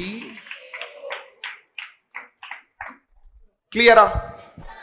இந்த ரெண்டுத்துலயுமே வந்து there is no concept called optimum capital structure. But இதுல வந்து optimal capital structure பாயிண்ட் இருக்கு. because wherever KO is the lowest, ஏன்னா KO லோவஸ்டா இருந்தா வேல்யூ will be highest. ஏன்னா ஃபார்முலா என்ன அப்படின்னா வந்து EBIT by KO. இந்த KO பர்சன்டேஜ் வந்து எவ்வளவுக்கு எவ்வளவு கம்மியா இருக்கோ டிவைட் பண்ணி வர்ற ஆன்சர் வந்து பெருசா இருக்கும். எனக்கு வேல்யூ ஆஃப் த ஃபர்ம் ஜாஸ்தியா இருந்தா நல்லது. கரெக்டா இல்லையா? therefore lowest point of KO ல I will have the optimal capital structure. அப்ப என்ன மீனிங்னா இந்த லைன்ல போடும்போது கீழ ஒரு டெட் இருக்கும்ல, டெட் 10%, 20, 25% வெச்சுக்கோங்களேன். டெட் 25%, ஈக்விட்டி 75% இருக்கும்போது தான் எனக்கு ஆப்டிமல் கேபிட்டல் ஸ்ட்ரக்சர் இருக்குன்ற மாதிரி வரும். கிளியர்? அடுத்து MM அப்ரோச். MM அப்ரோச்ல ரெண்டு இருக்கு. MM அப்ரோச்ல without tax, with tax. MM அப்ரோச்ல இருக்க வித்தவுட் டாக்ஸ் வந்து எது மாதிரி இருக்கும்? NOI approach. NOI அப்ரோச் தான் MM அப்ரோச்சோட வித்தவுட்டா வித்தவுட் டாக்ஸ். கரெக்டா? வித்தவுட் டாக்ஸ்ல இதே மாதிரியே இருக்கும். அதனாலதான் வந்து நம்மளுக்கு ஆன்சர்ஸ்லாம் சேமாவே வந்திருக்கும் இந்த ரெண்டுத்துலயும். கரெக்டா? ஆனா MM அப்ரோச்ல இந்த ஃபார்முலா மட்டும் கொடுக்கல, எக்ஸ்ட்ராவா ஒரு ஃபார்முலா கொடுத்துருப்பான். கரெக்டா இல்லையா? Hello? KE of levered firm. ஞாபகம் இருக்கா? எனக்கு தெரிஞ்சு இந்த சாப்டர் நீங்க புக் ஓபன் பண்ணி வச்சு நினைக்கிறேன். ஏன்னா நீங்க எப்படி சொல்லாம மனசு கஷ்டப்பட வைப்பீங்கன்னு நினைக்கிறேன். ஃபார்முலா நீங்க எந்த இடத்துல இருக்கோ எடுத்து நோட்ல இருந்தா நோட் எடுத்து வச்சுக்கோங்க, இல்ல புக்ல கூட எடுத்து வச்சுக்கோங்க. மறந்து போக சான்ஸ் இருக்கு. பார்த்தாச்சும் சொல்லுங்க. ஓகேவா? கவனிக்கிறீங்களா? இல்ல நீங்க கான்ஃபிடென்ட் இருந்தீங்கன்னா பரவாயில்ல. கான்ஃபிடென்ட்டா இருந்தீங்கன்னா யூ கேன் சே எனக்கு வந்து இந்த சாப்டர் ஃபுல்லா வால்யூம் டவுன் ஆக போகுதுன்னு எனக்கு தோணுது இதுக்கு அப்புறமா. அதனால நான் சொன்னேன். ஓகேவா? MM அப்ரோச் வித்தவுட் டாக்ஸ்லயே they have given special formula for finding out KE of a levered firm. ஞாபகம் இருக்கா? KE of கவனிக்கிறீங்களா? KE of a levered firm க்கு KE of ஆக்சுவலா KE of unlevered firm KO ல சேம் தான். நீங்க மாத்தி சொல்றீங்க எப்படினாலும் ஓகே தான். KO minus KD debt divided by equity. இந்த செகண்ட் ஹாஃப்க்கு என்ன லாஜிக் சொல்ல முடியுமா? எப்படி எதனால இப்படி போறோம்னு சொல்ல முடியுமா? This is the rate of return that we are getting, but this is the amount that you are paying to the debt. 10% சம்பாதிச்சிட்டு 7% பே பண்றோம்னா 3% வந்து சேவிங்ஸ் இருக்கும். 3% ஆஃப் டெட் வர்ற அமௌண்ட் இருக்குல்ல, that belongs to equity. Already ஈக்விட்டிக்கு இவ்வளவு கிடைச்சிட்டு இருக்கு. இது போக இதுவும் கிடைக்க போகுது. therefore அவனோட KE of a levered firm வந்து ஜாஸ்தியா இருக்கும். பேச புரியுதா இல்லையா? ஞாபகம் இருக்கு? ஒரு தடவை சொல்லிடலாமா இத? KE of a levered firm is equal to KO plus minus debt by equity. clear? வேற வித் போயிடலாமா? வித் டாக்ஸ் போயிடலாமா? அவ்வளவுதான் நினைக்கிறேன். வித்தவுட் டாக்ஸ்ல அவ்வளவுதான் நினைக்கிறேன். ஆர்பிட்டாஸ் சொல்றேன். முதல்ல இந்த வித்தவுட் மொத்தம் ஃபுல்லா அந்த அப்ரோச்சஸ் முடிச்சிடலாம். MM அப்ரோச்ல வித்தவுட் டாக்ஸ் போயிருக்கோம்ல, நெக்ஸ்ட் வந்து MM அப்ரோச் வித் டாக்ஸ் வரும். வித் டாக்ஸ் இவ்வளவு நேரம் வந்து ஒரு நிமிஷம் இருங்களேன். வித்தவுட் டாக்ஸ் வந்து யார் மாதிரி இருந்தா NOA அப்ரோச் இருக்கானா அப்பனா வேல்யூ ஆஃப் தி ஃபர்ம் வந்து சேம் இவனுக்கு எப்பவுமே சேமா இருக்குன்ற மாதிரி மீனிங் கரெக்டா இல்லையா அதாவது வேல்யூ ஆஃப் அன்லீவர்டு ஃபர்மும் வேல்யூ ஆஃப் லீவர்டு ஃபர்மும் சேம் இதுல இத பொறுத்த வரைக்கும் ஆனா டாக்ஸ் வரும்போது சேம் கிடையாதுன்னு சொல்லிருப்பாங்க கரெக்டா இல்லையா ஃபர்ஸ்ட் ஃபார்முலாவே அதுதான் என்ன அப்படினா value of levered firm is equal to value of a unlevered firm plus debt into tax rate ஞாபகம் இருக்கா இது debt into tax ஏன்றது ஞாபகம் இருக்கா அதெல்லாம் நான் கேட்க போறது இல்ல debt into tax ஞாபகம் இருக்கா அது மட்டும் பாத்துக்கோங்க கேபிடலைஸ் பண்ணி வர மாதிரி இருக்கும் மேலேயும் இன்ட்ரஸ்ட் பர்சன்டேஜ் கீழேயும் இன்ட்ரஸ்ட் வந்து ரெண்டும் கேன்சல் அவுட் ஆயிட்டு இப்படி வந்து நிக்கும் ஞாபகம் இருக்கா ஹலோ எத்தனை பேர் ஞாபகம் கை தூக்கிருங்க okay right debt into interest rate into tax rate போட்டு divided by interest rate போட்டா கேபிடலைஸ் ஆகிற மாதிரி இருக்கும் கரெக்ட்டா அந்த பண்ணும்போது இன்ட்ரஸ்ட் கேன்சல் ஆயிட்டு debt into tax rate மட்டும் வந்து நிக்கும் கரெக்ட்டா சரி ஓகே இது வந்துருச்சு இது போட்ட இது தவிர ஆக்சுவலா இதுல வந்து நமக்கு வித் என்னாச்சு டவுட்டா வித் டாக்ஸ்ல வந்து மொத்தம் 3 ஃபார்முலா கரெக்ட்டா ஒன்னு வந்து value of a levered firm அப்புறம் KE of a levered firm இதே மாதிரி இருக்குமா என்ன பண்ணனும் அதுல இது வரும் பிளஸ் இது வரும் டெட் கடைசில 1 - t மட்டும் எக்ஸ்ட்ரா போடணும் கரெக்ட்டா ஏனா டாக்ஸ் இருக்கு இந்த KO - KD மொத்தமா இவனுக்கு போகும்னு சொன்னோம்ல இது மொத்தமா போகாது டாக்ஸ் கட்டினதுக்கு அப்புறம் பாக்கி இருக்க தான் போகும் அதனால ஒரு 1 - t மட்டும் எக்ஸ்ட்ரா கிளியர் இன்னொரு formula last formula KO of a back கரெக்ட்டா KO of a liver form போடுறதுக்கு KE of a unlevered firm 1 - dt dt d plus e கரெக்ட்டா புக்ல ஃபார்முலா இப்படி போட்டுக்க மாட்டான் என்ன பண்ணிருப்பானா வந்து 1 - TL னு போட்டுருப்பான் கரெக்ட்டா நீங்க புக்ல தேடுறதா இருந்தா KE of unlevered firm into 1 - இந்த இடத்தை வந்து 1 - TL T வந்து சின்ன லெட்டர் போட்டுப்பான் நினைக்கிறேன் TL னு போட்டுருப்பான் இந்த L என்ன அப்படின்னா வந்து debt divided by debt plus equity நம்ம அதவே உள்ள சப்ஸ்டிட் பண்ணிருப்போம் இது போட்டாச்சு கரெக்ட்டா இது ஒரு டெரிவேஷன் இருக்கு இது மறந்து போச்சு அதை எடுத்து பார்த்துக்கோங்க ஃபைனல் ஃபார்முலா இது தெரிஞ்சிருந்தா போதும் 3 ஃபார்முலா இருக்குல்ல இந்த 3 ஃபார்முலா ஐ திங்க் இது போன அட்டம்ப்ட்ல கேட்டாங்க போன அட்டம்ப்ட் முந்தின அட்டம்ப்ட் கரெக்ட்டா இந்த 3 ஃபார்முலா மட்டும் டைரக்டா கேட்டிருந்தான் டைரக்டா வந்து KE of unlevered firm KE of levered firm value of a levered firm இன்னொன்னு வந்து KO WACC of a levered firm போட்டுருப்பான் கரெக்ட்டா இல்லையா அது ஒரு சம் இருக்கும் அதை மட்டும் பாத்துக்கோங்க ஓகேவா டன் எல்லாம் முடிஞ்சு போச்சு நெக்ஸ்ட் வந்து ஆர்பிட்ராஜ் ப்ராசஸ் இருக்கு ஞாபகம் இருக்கா ஆர்பிட்ராஜ் ப்ராசஸ் நம்ம என்ன பண்றோம் எங்க இருந்து எங்க போவோம் இல்ல எங்க இருந்து எங்க போவோம் லீவர்டு ஃபார்ம்ல இருந்து அன்லீவர்டு போவோம் இல்லனா அன்லீவர்டு இருந்து லீவர்டு போவோம் எதனால அப்படி போயிட்டு இருக்கோம்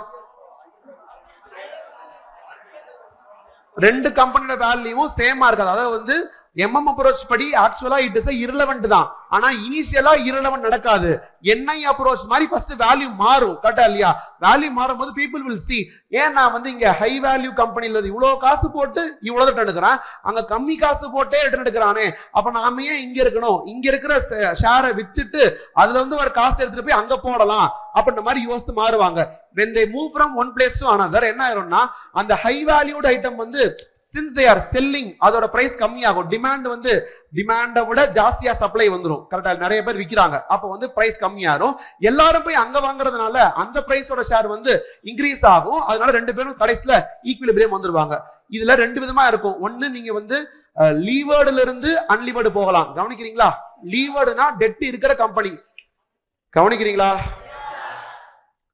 கிவ் அப் பண்ணாதீங்க நான் எல்லாரையும் சொல்ல ஒரு ஒரு ஒரு 5-6 பேர் கிவ் அப் பண்ணி ஓகே முடிஞ்சு போச்சா அப்படின்னமா இருக்கீங்க அப்படி இருக்காதீங்க எவ்வளவு தூரம் வந்து டிராவல் பண்ண முடியுதோ இதுதான் இந்த பாயிண்ட் ஞாபகம் இருக்கு இந்த அப்பப்போ வரும் இது வந்து நீங்க இதுக்கப்புறம் எதுவுமே ஞாபகம் வராதுலாம் இருக்காது சில பாயிண்ட் ஞாபகம் வரும் நல்லா கவனிச்சிருப்பீங்க இல்ல நான் நல்லா நடத்திருப்பேன் இல்ல சில கேவலமா நடத்திருப்பேன் நீங்க கேவலமா கவனிச்சிருப்பீங்க ரெண்டு ஆர் காம்பினேஷன் ஆர் போத் அந்த மாதிரி நடந்திருக்கும் அது ஞாபகம் இருக்காது அது திருப்பி போய் படிச்சுக்கலாம் ஆனா நீங்க நடுவுல லைன்ல இருந்து போகாதீங்க கவனிச்சிட்டே இருங்க ஓகேவா ஹலோ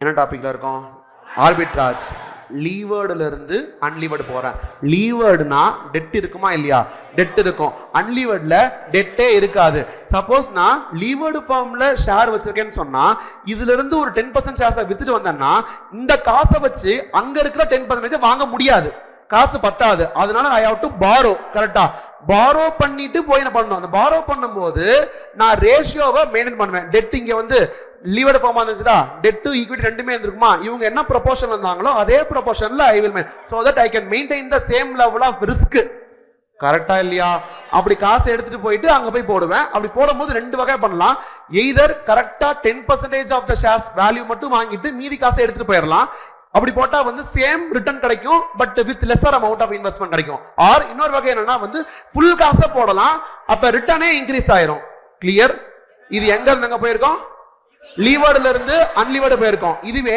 அன்லீவர்ட்ல இருந்து லீவர்டு போறதா இருந்தா அன்லீவர்டுனா வந்து அங்க டெட்டே கிடையாது அங்க இருக்கிற 10% வந்து வித்துட்டு வந்தோம்னா நிறைய காசு இருக்கும் கரெக்டா இங்க இருக்க 10% வாங்குறதுக்கு அவ்வளவு காசு தேவையில்லை அப்ப வந்து ஐ ஹவ் டு லெண்ட் கரெக்டா காசை கொடுக்கும் போது என்னன்னா இதே ப்ரொபோர்ஷன் அண்ட் இன்னொரு பாயிண்ட் மறந்துட்டேன் ரேட்டும் சேம் அதுல இன்ட்ரெஸ்ட் ரேட்டும் சேம் ரேஷியோவும் சேம் இன்ட்ரெஸ்ட் ரேட்டும் சேம் லெண்ட் பண்ணிட்டு இங்க போய் வாங்குவேன் இப்படி பண்ணும்போது எனக்கு இந்த இடத்துல வந்து அதே வகை திருப்பி வரும் ஃபுல்லா போடலாம் இல்லன்னா வந்து மெயின்டைன் பண்ற அளவுக்கு போடலாம் ரெண்டு வகையில எப்படி வேணா பண்ணலாம் இப்படி போடுறது வந்து உங்களுக்கு ஆர்பிட்ராஜ்ல வரும் ரைட்டா இது என்ன அப்ரோச்ல இது எம்எம் அப்ரோச்ல வரும் எம்எம் அப்ரோச்ல ஆர்பிட்ராஜ்ன்றது வரும் கிளியர் கேபிட்டல் செக்ஷன் ஓவரா கேபிட்டல் மேபி வந்து இபிஎஸ் அதான சொல்லுவாரு இன்டிஃபரன்ஸ் பாயிண்ட் அது முன்னாடி இபிஎஸ் கால்குலேஷன்லாம் இருக்கும் கரெக்டா கேபிட்டல் செக்ஷனை மாத்தி போட்டீங்கன்னு சொன்னா வெறும் ஈக்விட்டி டெட் அப்புறம் வந்து ஈக்விட்டியும் ப்ரிஃபரன்ஸும் அப்படிலாம் சொல்லும்போது இபிஎஸ் கால்குலேட் பண்ணி பார்ப்பீங்க எதுல வந்து ஹையஸ்ட் இபிஎஸ் வருதோ அந்த கேபிட்டல் செக்ஷன் தான் எனக்கு பெஸ்ட்ன்ற மாதிரி நம்ம சொல்லுவோம் ஏன்னா EPS multiplied by PE ratio போட்டனா எனக்கு மார்க்கெட் பிரைஸ் வரும் கரெக்டா so higher the EPS higher will be the market price அப்படின்ற கான்செப்ட் படி ஹையஸ்ட் இபிஎஸ் நான் சூஸ் பண்ணுவேன் புரியுது லிங்க் ஆகுது ஓகே அடுத்து இதே கான்செப்ட்லயே ஒட்டின கான்செப்ட் என்னன்னா வந்து இன்டிஃபரன்ஸ் பாயிண்ட்ன்றது வந்துடும் கரெக்டா இல்லையா இன்டிஃபரன்ஸ் பாயிண்ட்னா என்ன அப்படின்னா வந்து எனக்கு வந்து வெறும் ஈக்விட்டி மட்டும் இருக்கு இன்னொன்னு வந்து ஈக்விட்டியும் டெட்டும் இருக்கு அப்படின்னு சொன்னா ஒரு பாயிண்ட் வரைக்கும் எனக்கு வந்து ஃபுல்லி ஈக்விட்டியா இருந்தா பெட்டரா இருக்க மாதிரி இருக்கும் ஒரு பாயிண்ட் தாண்டி போயிட்டா வந்து டெட் இருந்தா பெட்டரா இருக்க மாதிரி இருக்கும் அந்த ஏதோ ஒரு பாயிண்ட்ல வந்து ரெண்டுமே எனக்கு சேம் இபிஎஸ் கொடுக்கும் சேம் இபிஎஸ் கொடுக்கும் கரெக்டா அப்ப ஸ்டார்டிங்ல இருந்து அந்த சேல்ஸ்ல இருந்து வந்தா EB80 வருதா ஒரு லெவல்ல இருக்கிற EB80 மைனஸ் இன்ட்ரெஸ்ட் இவன் தான் ஈக்விட்டி மட்டும் தான் இருக்கான் அப்ப இன்ட்ரெஸ்டே இருக்க மாட்டான் EB80 minus 0 EBT multiplied by tax அந்த tax mean 1 - t tax minus பண்ணக்க போற அமௌண்ட் இத போட்டிங்க PD இருந்துச்சுன்னா PD மைனஸ் போட்டதுக்கு அப்புறம் divided by number of shares போட்டா இங்க ஒரு EPS வரும் இதுவும் ஈக்குவல் டு போட்டு இன்னொரு சைடுல வந்து EB80 மைனஸ் இங்க வந்து டெட் இருக்கான் அதனால இன்ட்ரெஸ்ட் இருக்கும் EB80 மைனஸ் இன்ட்ரெஸ்ட் போட்டா ஒரு EBT வரும் ப்ராப்பரா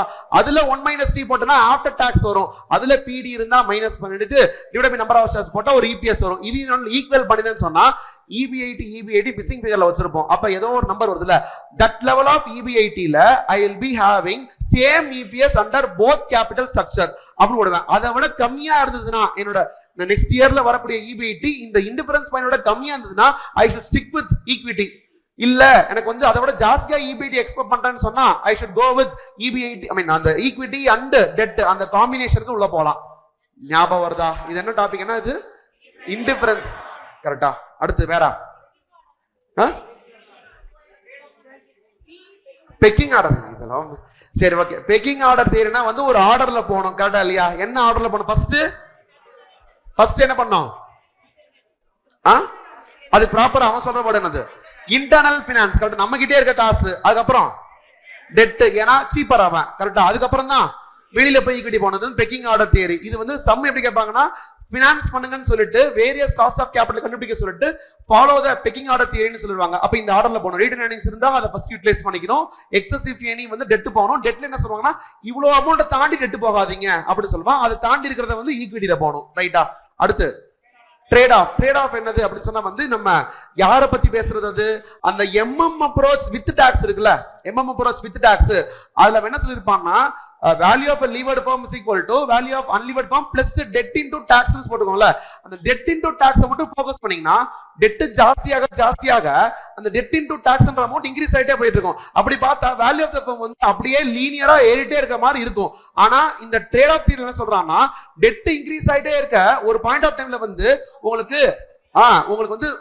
க்ளோஸ் டவுன் பண்றதுக்கான சிச்சுவேஷன் வந்துரும் நிறைய டெட் வந்துருச்சு அப்படின்னு சொல்லிட்டா உனக்கு வந்து ரீபேமெண்ட் பண்றதுல ஒரு பிரச்சனை வந்துரும் அதனால லீனியரா இன்க்ரீஸ் ஆயிட்டே இருக்காது ஒரு பாயிண்ட் ஆஃப் டைம் வரைக்கும் இன்க்ரீஸ் ஆயிட்டு அதுக்கப்புறமா கீழே வர ஆரம்பிச்சிரும் யாரு புல் பண்ணுவா அப்படின்னா வந்து cost of financial distress, cost of financial distress or winding up கான பாயிண்ட்ஸ் வந்து வர ஆரம்பிச்சிடும். கரெக்டா இல்லையா? அந்த பாயிண்ட் வர ஆரம்பிக்கிறது. புரியுதா இல்லையா? டெட் பே பண்ண முடியலன்னா என்ன ஆகிற மாதிரி இருக்கும்? லிக்விடேஷன் ஆகிற சிச்சுவேஷன் வந்துடும். இன்ட்ரெஸ்ட் பே பண்ண முடியல, பிரின்சிபல் ரீபே பண்ண முடியல, இதெல்லாம் நடக்கும்போது எனக்கு வந்து பேமெண்ட் பண்ண முடியாம போறதுனால லீனியரா வேல்யூ இன்க்ரீஸ் ஆகாது. அப்ரோச் வித் டாக்ஸ்ல சொல்ற மாதிரி ஒரு பாயிண்ட் ஆஃப் டைம்ல இறங்க ஆரம்பிச்சிருவான் அப்படின்றாங்க. அதுதான் வந்து என்ன தியரி? Trade off theory. கரெக்டா இல்லையா? ஒரு பாயிண்ட்ல இறங்குறால அந்த பாயிண்ட் தான் ஹையஸ்ட் பாயிண்ட், அதுக்கு மேல கீழே போயிடுவான். புரியுதா? இதுல இருந்து சம்ஸ்லாம் எக்ஸ்பெக்ட் பண்ண முடியாது. அவ்வளவுதான். I think capital structure over நினைக்கிறேன். கரெக்டா? எல்லாமே ஓவரா? எது? Financial breakdown point. ஓகே, ஆமா, இந்த இன்டிஃபரன்ஸ் பாயிண்டோட சேர்த்த பாயிண்ட் இதுவும் வரும். கரெக்டா? Financial BP. First of all normal BP, காஸ்டிங்ல இருக்க பிபி இருக்குல, அது வந்து பிபின்னு சொல்றோம், பட் ஆக்சுவலி வந்து அது ஆபரேட்டிங் பிபி தான். கரெக்டா? அங்க நம்ம எதை கவர் பண்ண ட்ரை பண்றோம்? என்ன காஸ்ட்? வெறும் ஃபிக்ஸ்டு காஸ்ட், அதாவது பிசினஸ்ல இருக்கிற ஃபிக்ஸ்ட் காஸ்ட் மட்டும் கவர் பண்ண ட்ரை பண்றோம். கரெக்டா இல்லையா? இங்க நமக்கு ஃபிக்ஸ்டு காஸ்ட்ன்றது இது மட்டும் கிடையாது, அது தவிர ஒரு ஃபிக்ஸ்ட் காஸ்ட் இருக்கு. என்ன அப்படின்னா வந்து இன்ட்ரெஸ்ட் இருக்கு, அது போக பிரிஃபரன்ஸ் ஸ்டூடெண்ட் வேற இருக்கு. கரெக்டா?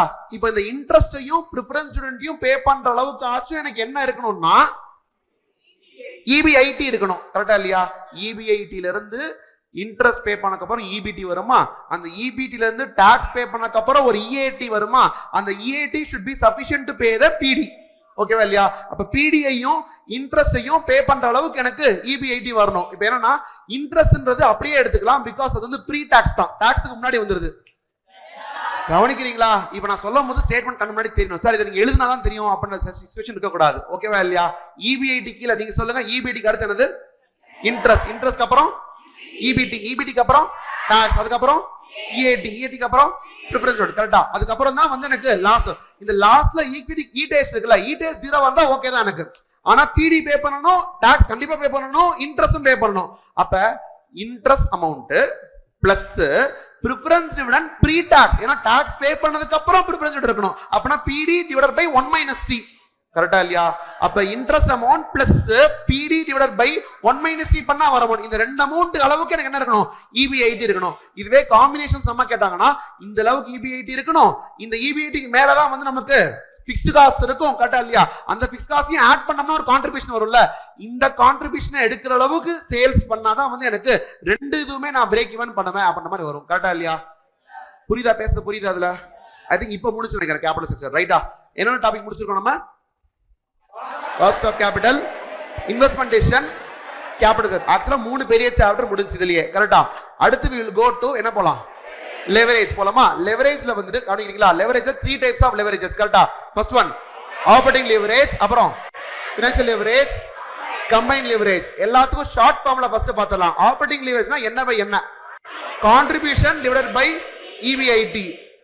அடுத்து இது என்ன லெவரேஜ்? இது ஃபினான்ஷியல் லெவரேஜ். கம்பைன்டா இருந்தா கான்ட்ரிபியூஷன் டிவைடட் பை EBT னே போடலாம். இது டைரக்ட் ஃபார்முலாவா இல்லனா இது ஏதோ டிரைவ் பண்ணி வந்திருக்கா? இது டிரைவ் பண்ணி வந்தது. கரெக்ட்டா இல்லையா? அந்த டிரைவ் பண்ணி வந்தது என்ன அப்படினா வந்துட்டு டிஃபரன்ஸ் இன். கரெக்ட்டா? Difference in change in R எப்படி எடுக்கன்னு தெரியல. சேஞ்ச் னு சொன்னானா டிஃபரன்ஸ் சேஞ்ச் தெரியல, ஏதோ சொல்லுங்க. டெல்டா போட்டனா என்ன போட்டன்னு தெரியல. Percentage change. Percentage change in contribution. அந்த percentage change in EBIT by percentage change in contribution போடுறதுக்கு உள்ள எழுதுறோம் பாத்தீங்களா? அது எழுதும்போது சேஞ்ச் இன் கரெக்ட்டா சேஞ்ச் போட்டு டிவைடட் பை போடுவோம் பாத்தீங்களா? அப்படி போடும்போது கேன்சல் ஆகி தலைகீழா போய் உட்காரும். ஞாபகம் இருக்கா? அப்படி உட்காரும் போது என்ன ஆயிரும்னா வந்து எனக்கு கான்ட்ரிபியூஷன் பை ஏனா percentage change in EBIT divided by percentage change in contribution போடுறோம். ஆனா இந்த ஃபார்முலா எப்படி இருக்கு? கான்ட்ரிபியூஷன் பை EBIT இருக்கு. அந்த ஃபார்முலாவோட டெரிவேஷன் அது. கரெக்ட்டா? அதனாலதான் வந்து அந்த கான்ட்ரிபியூஷன் பை EBIT னு போட்டு வர நம்பர் வந்து இப்ப சப்போஸ் 4 னு வந்ததுனா அதை எப்படி நம்ம இன்டர்பிரேஷன் பண்றோம்னா 1% change in contribution will result in 4% change in EBIT னு வருவோம். அண்ட் கான்ட்ரிபியூஷன்ல இருக்கிற சேஞ்சும் சேல்ஸ்ல இருக்கிற சேஞ்சும் சேம்ன்றதுனால 1% change in sales will result in 4% change in EBIT அவன் போடுவோம். EBIT னு போடுவோம். கான்ட்ரிபியூஷனும் சேல்ஸும் ஒரே மாதிரி தான். அப்ப அவன் ஒண்ணுன்னா EBIT வந்து 4ன்ற மாதிரி போடுவோம். கரெக்ட்டா? அங்க இருந்து நெக்ஸ்ட் என்னது? Financial leverage. அது எப்படின்னா 1% சேஞ்ச் இன் EBIT க்கு எத்தனை % சேஞ்ச் இன் EBITன்ற மாதிரி வரும். கம்பைன் பண்ணும்போது 1% சேஞ்ச் இன் கான்ட்ரிபியூஷன்ல இருந்து எத்தனை % சேஞ்ச் இன் EBIT ன்னு வரும். ஆல்ரெடி கான்ட்ரிபியூஷனை சேல்ஸோட லிங்க் பண்ணிட்டோம். அப்ப இங்க வந்து நம்ம யாரோட லிங்க் பண்ணலாம்?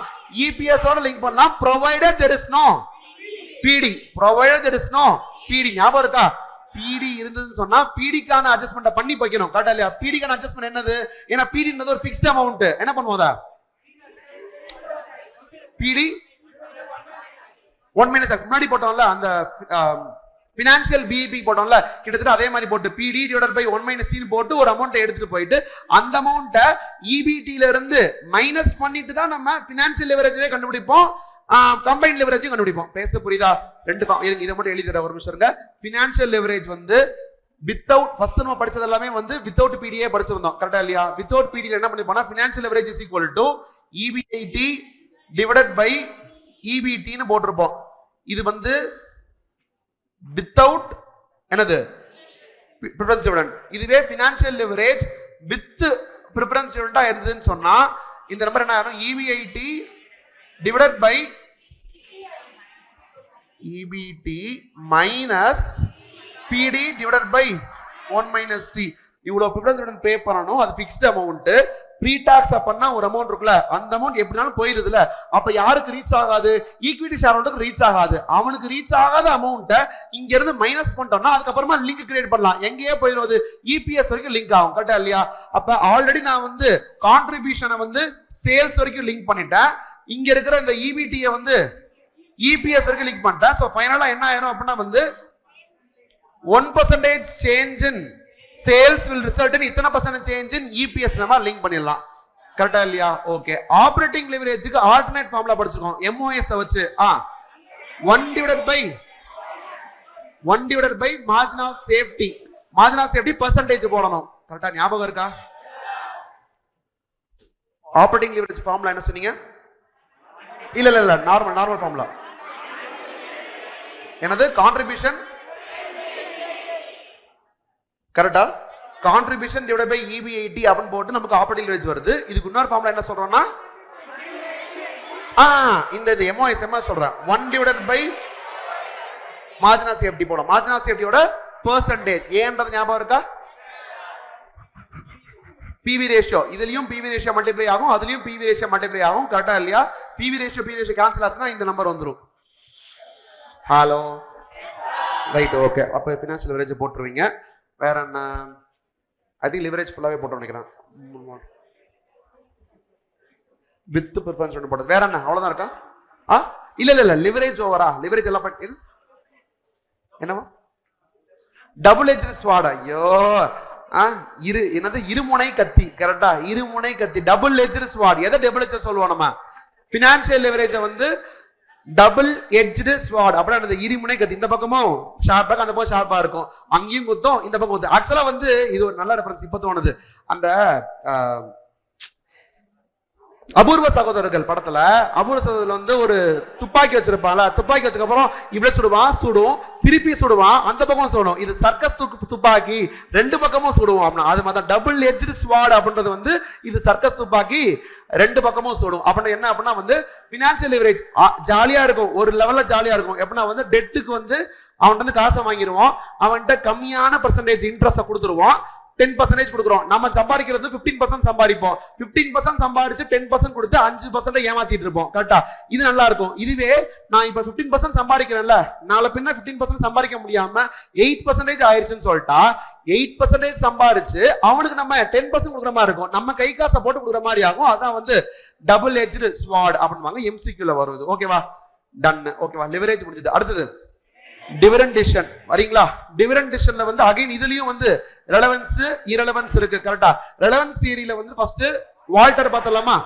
கார்டன் முதல்ல பார்க்கலாமா கார்டன் இங்கே இருக்கு கார்டனுக்கு வந்து நீங்க போட்டோ வச்சிருக்கோம் இங்க பாருங்க இதுல வந்து KE is equal to கவனிக்கிறீங்களா camera KE is equal to D1 divided by P0 plus G இருக்கு இது என்ன chapter cost of capital chapter cost of capital சாப்டர்ல நம்ம காஸ்ட் தான் நம்ம ஃபோக்கஸ் பண்ணிருப்போம் இப்போ நம்ம வந்து பிரைஸ்ல ஃபோக்கஸ் பண்ணுவோம் அப்ப என்னன்னா மீதி எல்லாம் மாத்தி கொண்டு போங்க அவ்வளவுதான் KE அந்த பக்கத்துல G இந்த பக்கம் வந்துனா KE minus G is equal to D1 by P0 எனக்கு இப்ப என்ன வேணும்னா P0 வேணும் therefore P0 is equal to D1 divided by KE minus G இப்படி போட்டோம்னா வந்து அது கார்டன்ஸ் மாடல் கரெக்ட்டா இன்னொன்னு என்னன்னா வால்டர்ல என்ன பண்ணுவாங்க அப்படின்னு சொன்னா D plus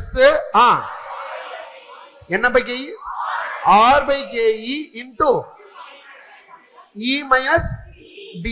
இது Dன்றது டிவிடெண்ட், E மைனஸ் Dன்றது retained earnings, Rன்றது IRR internal rate of return, KE வந்து cost of capital whole divided by KE. இதுல வந்து ரெண்டு விதமான எக்ஸ்பிளனேஷன் கொடுத்திருக்கேன் கரெக்டா இல்லையா? ஒரு விதம் என்ன அப்படின்னா வந்துட்டு இந்த சிம்பிள் வே ஆஃப் எக்ஸ்பிளனேஷன் என்னன்னா இது வந்து 10% பீப்புள் எக்ஸ்பெக்ட் பண்றது 10%, நான் சம்பாரிச்சு கொடுக்கிறது வந்து 15% வச்சுக்கோங்க. அப்ப 15/10 போட்டா 1.5. அப்ப என்கிட்ட இருந்தா மோர் வேல்யூபிள் எது?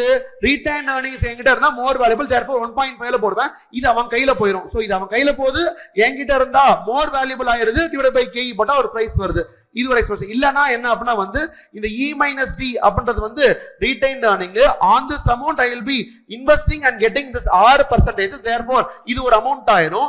இந்த அமௌண்ட் வந்து எனக்கு ஒரு வருஷம் கிடைக்க போறது இல்ல, லைஃப் லாங் கிடைக்க போகுது. சோ என்னது லைஃப் லாங் வந்து அது என்ன பண்ணணும்? பெர்பெச்சுவிட்டி போடணும். பெர்பெச்சுனா லைஃப் லாங் வர அமௌண்ட் டிவைடட் பை KE போட்டா டோட்டல் வேல்யூ ஆயிருது. இது டிவிடெண்ட், அந்த total perpetual value divided by KE. ரைட்டா? இது வந்து வால்டர் மாடல். கரெக்ட்டா? அடுத்து வேற குட்டி குட்டியா ரெண்டு கன்றாவி இருக்கு, அது முடிச்சலாமா? லிண்ட்னர். கரெக்ட்டா? லிண்ட்னர் மாதிரி ஒரு ஆதாவளி இது கிடையவே கிடையாது. எல்லாரும் பிரைஸ பத்தி பேசிட்டு இருப்பாங்க, அவன் மட்டும் எதை பத்தி பேசிருப்பான்? எதை பத்தி பேசிருப்பான்? டிவிடெண்ட பத்தியே பேசிட்டு இருப்பான். கரெக்ட்டா இல்லையா? Dividend D1. கரெக்ட்டா? ஞாபகம் இருக்கா? D1 is equal to என்னன்னா D0 எடுத்துட்டு D0 plus EPS into target payout ratio. இது வரைக்கும் ஓகே தான். கரெக்ட்டா? இது வரைக்கும் ஓகே தான். அதுக்கு அப்புறம் என்ன பண்ணுவான்? இதுவும் ஓகே தான், இதுவும் ஓகே தான். இது மைனஸ் D0. கரெக்ட்டா? EPS into target payout ratio பண்ணா கிட்டத்தட்ட இதுவே வந்து D1 வந்துரும். ஆனா ஆல்ரெடி D0 கன்சிடர் பண்றதுனால D1 மைனஸ் D0 மாதிரி போடுறோம். இது வரைக்கும் ஓகே. இன்டு என்னது? Adjustment factor. Okay, adjustment factor என்னன்னு கேட்டா தெரியாது. அவனுக்கு தெரியாது, எனக்கு தெரியாது, உங்களுக்கு தெரியாது. முடிஞ்சு போச்சு. ரைட்டா? இது என்ன மெத்தட், என்ன மாடல்? Lindner model. இன்னொன்னு ராகாவளி ஒருத்தர்கான் கிரகமெண்ட் டாட். கிரகமெண்ட் டாட் இவன் என்ன சொல்றான்னா P0 is good. P0 அந்த அளவுக்கு நியாயமா இருக்கான். மல்டிப்ளையர் இன்டு E-யா D-யா? கரெக்ட்டா? Dividend has more value compared to E. 1/3 தான் இதுக்கு வேல்யூ போட்டுட்டு மல்டிப்ளை. மல்டிப்ளையர்னா என்னன்னா அங்க இருக்க அட்ஜஸ்ட்மென்ட் ஆர்டர் மாதிரி இங்க இருக்க மல்டிப்ளையர். ரைட்டா இல்லையா? முடிஞ்சா? அடுத்தது வந்து MM அப்ரோச் மட்டும் இருக்கு. கரெக்ட்டா? MM அப்ரோச் வந்து ரெலவன்ஸா இரலவன்ஸா? இரலவன்ஸ் மாடல். லிங்க்ல இருக்கீங்களா? யார் யாரெல்லாம் இப்போ வரைக்கும் வந்தீங்க? டிராவல் ஆகி வந்தாச்சு. Okay right, super. வாங்க. MM அப்ரோச்ல வந்து இரலவன்ஸ் போதும். ஓகே, இன்னும் கை தூக்கிட்டு இருக்காங்க. அதாவது என்னன்னா எல்லாரும் கை தூக்கி இருக்காங்க. எதுக்கு இருந்தாலும் தூக்கிடுவோம், தூக்கிட்டு பேசிட்டே இருக்காங்க அப்படியே. சரி வாங்க, கவனிச்சுட்டு இருக்கீங்களா? உண்மையிலேயே என்ன சாப்டர்ல இருக்க சொல்லுங்க? என்ன chapter? Dividend decision. Okay, dividend டிசிஷன்ல வந்து இப்போ நெக்ஸ்ட் இதெல்லாம் ரெலவன்ஸ் மாடல்ல பார்த்தோம். நெக்ஸ்ட் வந்து இரலவன்ஸ். இரலவன்ஸ் மாடல்ல வந்து யார் இருக்கா? அங்க யார் இருக்கா? MM தான். இங்கேயும் அவனே தான் இருப்பான். MM approach. MM அப்ரோச்ல வந்து அவன் என்ன சொல்றான்னா பிரைஸ் மாறாதுன்னு சொல்ல வரல, ஆனா வேல்யூ ஆஃப் தி ஃபர்ம் மாறாதுன்னு சொல்ல வரான். கரெக்ட்டா இல்லையா? பிரைஸ் மாறாதுன்னு சொல்ல வரல. P0 P1 மாறும், ஆனா வந்து டோட்டலா வேல்யூ ஆஃப் தி ஃபர்ம் வந்து மாறாதுன்னு சொல்லுவான். கரெக்ட்டா? அதுக்கு ஃபர்ஸ்ட் அவன் ரெண்டு ஃபார்முலா, இது மாறக்கூடாதுன்னு சொன்னா அதுக்கு ஏத்த மாதிரி அவன் தான் டிவைஸ் பண்ணணும். எப்படி அவன் சொல்லிருக்கானோ அதுக்கு ஏத்த மாதிரி டிவைஸ் பண்ணணும். அதுக்கு ரெண்டு ஃபார்முலா கொடுத்துப்பான். ஒன்னு P0 is equal to D1 plus ஏன் 1 plus K எடுக்கிறோம்?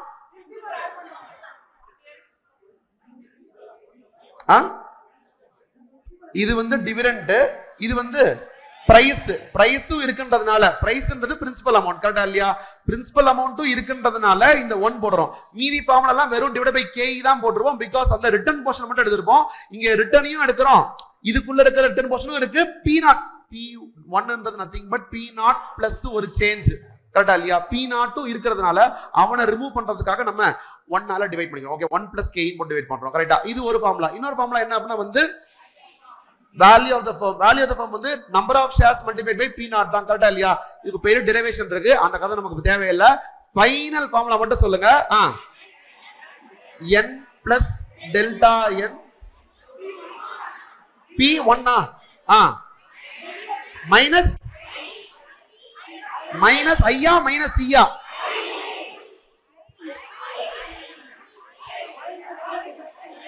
மைனஸ் ஐ பிளஸ் இ. கரெக்டா? மைனஸ் ஐ பிளஸ் இ. ஒரு நிமிஷம். ஆக்சுவலா ஏர்னிங்ஸ்ல இருந்து அந்த உல்டாவா தான் இருக்கும். அது மைனஸ் ஆஃப் மைனஸ் ஐ வரும், மாறி வரும். கரெக்டா இல்லையா? ஃபைனலா வரும்போது மைனஸ் ஐ பிளஸ் இ வரும் டிவைடட் பை 1 plus KE. கரெக்டா? இது போட்டா வர நம்பர் வந்து எவ்வளவு நீங்க டிவிடெண்ட் டிக்ளேர் பண்ணிருந்தாலும் அதுக்கேத்த மாதிரி இந்த பிரைஸ் ஆல்டர் ஆகி இந்த நம்பர் ஆஃப் ஷேர்ஸும் ஆல்டர் ஆகி இந்த NP0 வந்து ஒரே மாதிரியே இருக்கும்ன்ற மாதிரி கேட்பாங்க. கரெக்டா இல்லையா? இதுல கேட்கக்கூடிய சம்ஸ் என்னன்னா how many number of shares to be issued ன்ற மாதிரி கேள்வி கேட்பாங்க. ஏன்னா வேல்யூ ஆஃப் தி ஃபர்ம் கேக்குறது லூசு பைய தான் கேட்பாங்க. ஏன்னா ஆல்ரெடி n தெரியும், P0 தெரியும், மல்டிப்ளை பண்ணா ஆன்சர் வந்துரும். கரெக்டா இல்லையா? ஹலோ, பேச புரியுதா? டிவிடெண்ட் டெஸ்ட் முடிஞ்சாப்பா? எல்லாமே முடிஞ்சா பாத்துக்கோங்க, யோசிச்சுக்கோங்க. எல்லாம் முடிஞ்சு நினைக்கிறேன். ரைட்டா? ஐயோ நல்ல வேலை, super. Dividend discount model. Dividend discount நல்ல மாடல். அது எக்ஸாம்ல அடிக்கடி கேட்கிற மாடல். கவனிக்கிறீங்களா? டிவிடெண்ட் டிஸ்கவுண்ட் மாடல் என்ன பண்ணுவோம் அப்படின்னா வந்து இன்ஃபேக்ட் அது எப்ப யூஸ் பண்ணுவோம் அப்படின்னு சொன்னா growth வந்து கான்ஸ்டன்டா இல்லாத போது. நமக்கு கார்டன்ஸ் growth மாடல்ல கவனிக்கிறீங்களா? Gordon's growth model, listen. Gordon's growth மாடல்ல G has to be, growth rate has to be constant from now. இப்ப இருந்தே கான்ஸ்டன்டா இருந்ததுன்னா நம்ம என்ன போட்டுடலாம்னா D1 divided by இல்ல அங்க இல்ல, இது மாதிரி போடணும். எங்கடா போட்டேன்? அந்த மந்து போச்சு. இங்க இருக்கா? இங்க அழிஞ்சிருச்சு. ஒரு நிமிஷம் இருங்க. D1 divided by KE minus G. இது கான்ஸ்டன்டா இருந்தா இப்பவே போட்டு நான் P0 கண்டுபிடிச்சு முடிச்சிருவேன். பட் growthன்றது ஒரு இனிஷியலா ஒரு 3 இயர்ஸ்க்கு ஒரு 10% இருந்துட்டு 3 இயர்ஸ்க்கு அப்புறமா வந்து ஒரு 6% மாறுதுன்னு சொன்னா I cannot apply this formula directly. நான் என்ன பண்ணுவேன்னா எப்ப இருந்து அது கான்ஸ்டன்ட் ஆகுதோ அப்பதான் வந்து இந்த ஃபார்முலா அப்ளை பண்ண முடியும். அப்ப என்ன பண்ணுவேன்னா till that time நான் என்ன பண்ணுவேன்னா வெறும் டிவிடெண்ட் மட்டும் கால்குலேட் பண்ணுவேன். D1 D2. அப்ப என்ன பண்ணுவேன்னா கரண்ட் டிவிடெண்ட் D0 ல இருந்து இனிஷியல் இயர்ஸ்ல வரக்கூடிய growth இருக்குல்ல which is a higher percentage 10% plus 10 plus 10 plus 10 போட்டு D1 D2 D3 எல்லாம் போட்டுருவேன். கரெக்டா? D3 கப்பரத்துல இருந்து எனக்கு வந்து கான்ஸ்டன்ட் வருதுன்னு சொன்னா D3 ல இருந்து பிளஸ் ரிவைஸ்டு growth ரேட்டை போட்டு வர D4 எடுத்துக்கிட்டு கரெக்டா D4 divided by KE minus புது G போட்டேன் அப்படின்னா எனக்கு வந்து P3 வரும். கரெக்டா? ஏன்னா P0 is equal to D1 by இருக்கா? அப்ப நான் if I am taking D4 divided by KE minus E எடுத்தேன்னா எனக்கு கிடைக்கும் P3 கிடைக்கும். P3 இருந்து at the end of third year. அதனால third yearல இருந்து வரக்கூடிய டிஸ்கவுண்டிங் ரேட் 3 times டிஸ்கவுண்டிங் மட்டும் பண்ணி போடுவேன். அப்ப D1 D2 D3 மூணு டிஸ்கவுண்ட் பண்ணி வந்துட்டு P3 ஐயும் third year டிஸ்கவுண்ட் பண்ணி வந்துட்டு மொத்தமா சேர்த்தனா ஒரு நம்பர் வரும். that is the real value called as intrinsic value of the share. கரண்டா ஒரு பிரைஸ் இருக்கும். இன்ட்ரின்சிக் வேல்யூவையும் அந்த பிரைஸ் கம்பேர் பண்ணும்போது இன்ட்ரின்சிக் வேல்யூவோட அந்த பிரைஸ் ஜாஸ்தியா இருந்தா it is over price. Intrinsic வேல்யூவோட கம்மியா இருந்ததுன்னா அது அண்டர் பிரைஸ். ஞாபகம் பேசுறது கரெக்டா இல்லையா? இப்படி பண்ணும்போது நம்ம டிவிடெண்டையும் டிஸ்கவுண்ட் பண்றோம், பிரைஸையும் டிஸ்கவுண்ட் பண்றோம். ஏன் டிவிடெண்ட் டிஸ்கவுண்ட் மாடல் வருதுன்னு சொன்னா நம்ம நார்மல் ஃபார்முலாவே டிவிடெண்ட் டிஸ்கவுண்ட் தான். நம்ம normal formula D1 divide by போடுறோம்ல, இதுவே என்ன அப்படின்னா பெர்பெச்சுவிட்டி ஃபார்முலா தான். லைஃப் லாங் ஒரு டிவிடெண்ட் எடுத்து பிரசன்ட் வேல்யூ கொண்டு தான் இது. அப்ப நம்ம டிவிடெண்ட் டிஸ்கவுண்ட் மாடலே அதான் பண்றோம். ஃபர்ஸ்ட் 3 இயர்ஸ்க்கு செப்பரேட்டா டிவிடெண்ட் எடுக்கிறோம். தேர்ட் இயரோட என்ன பண்றோம்னா ஃபோர்த் இயர்ல இருந்து பெர்பெச்சுவிட்டி வரைக்கும் ஒரு டிவிடெண்ட்ஸ் எல்லாம் சேர்த்து P3 கொண்டு வந்துட்டு அதையும் சேர்த்து கொண்டு வரோம். சோ எடுக்கிற 4 நம்பருமே என்னதான் டிவிடெண்ட் மட்டும் தான். ஃபர்ஸ்ட் 3 நம்பர்ஸ் டைரக்டா டிவிடெண்ட், நாலாவது நம்பர் வந்து பிரைஸ்ல இருக்க டிவிடெண்ட் வந்து ஒட்டுமொத்த டிவிடெண்டோட டோட்டல். பேச போறதா இல்லையா? இது நம்ம டிவிடெண்ட் டெஸ்ட் முடிஞ்சதா? ஒரே அமௌண்ட் பெண்டிங் காட்டா எல்லாம் முடிஞ்சு நினைக்கிறேன்ல. ஒர்க்கிங் கேபிட்டல் மட்டும் தான். கரெக்டா? ஒர்க்கிங் கேபிட்டல் பார்த்தலாமா? ஒர்க்கிங் கேபிட்டல் ஃபர்ஸ்ட் என்ன படிச்சோம் அப்படின்னா வந்து ஃபர்ஸ்ட் படிச்சு ஒரு சைக்கிள் ஆபரேட்டிங் சைக்கிள் பார்த்தோமா? என்னுடைய காசு, நான் போட்ட காசு எவ்வளவு நாள் கழிச்சு எனக்கு திருப்பி வருது அப்படின்றது ஆபரேட்டிங் சைக்கிள். ஃபர்ஸ்ட் நான் பர்ச்சேஸ் பண்ணும்போது ரா மெட்டீரியல் பர்ச்சேஸ் பண்ணா it will get stuck in raw material for ஒரு குவைட் லாட் ஆஃப் டைம். அப்புறமா WIP ல மாட்டோம், நெக்ஸ்ட் ஃபினிஷ் கூட்ஸ்ல மாட்டோம், தென் டெட்டார்ல மாட்டோம். இத்தனை நாள் மாட்டுது. பட் கிரெடிட்டார் எனக்கு டைம் கொடுத்தான்னு சொன்னா இல்ல என்னோட எக்ஸ்பென்சஸ் வந்து எனக்கு கொஞ்சம் ஒரு 1 month கிரெடிட் பீரியட் கொடுத்தான்னா that will reduce my working the operating cycle. Net பண்ணோம்னா that is called net operating cycle. கரெக்ட்டா? this represents number of days it takes for my money to come back to me. நான் போட்ட காசு எனக்கு திருப்பி வரதுக்கு எவ்வளவு நாள் ஆகுதுன்ற நம்பர் வருது. கரெக்ட்டா இல்லையா? கவனிக்கிறீங்களா? இந்த சைக்கிள் இந்த நம்பர் எதுக்குன்னா நான் number of days in a year 365 days எடுத்துக்கிட்டு 365 டேஸ் டிவைடட் பை இந்த பீரியட போட்டேன்னா it will give me the number of cycles, number of rotations in a year. இது எதுக்காக எனக்கு யூஸ் ஆகும்னு சொன்னா ஒரு வருஷம் ஃபுல்லா நான் பிசினஸ் பண்றதுக்கு எனக்கு டோட்டல் வொர்க்கிங் கேபிட்டல் அக்கவுண்ட் இவ்வளவு இருக்கலாம். பட் அவ்வளவு காசையும் நான் எடுத்துட்டு வந்து பிசினஸ் பண்ண அவசியம் இல்ல. பிகாஸ் இந்த அமௌண்ட்டை நான் ரொட்டேஷன் பண்ணி எடுக்க முடியும். எத்தனை ரொட்டேஷன் பண்றேன்னு ஒரு நம்பர் கண்டுபிடிச்சோம்ல, total working capital requirement divided by number of rotations போட்டேன்னா ஒரு அமௌண்ட் வரும்ல, that will be enough for me to to start and run the business. ஓகேவா இல்லையா? இதான் அதோட லிங்க்.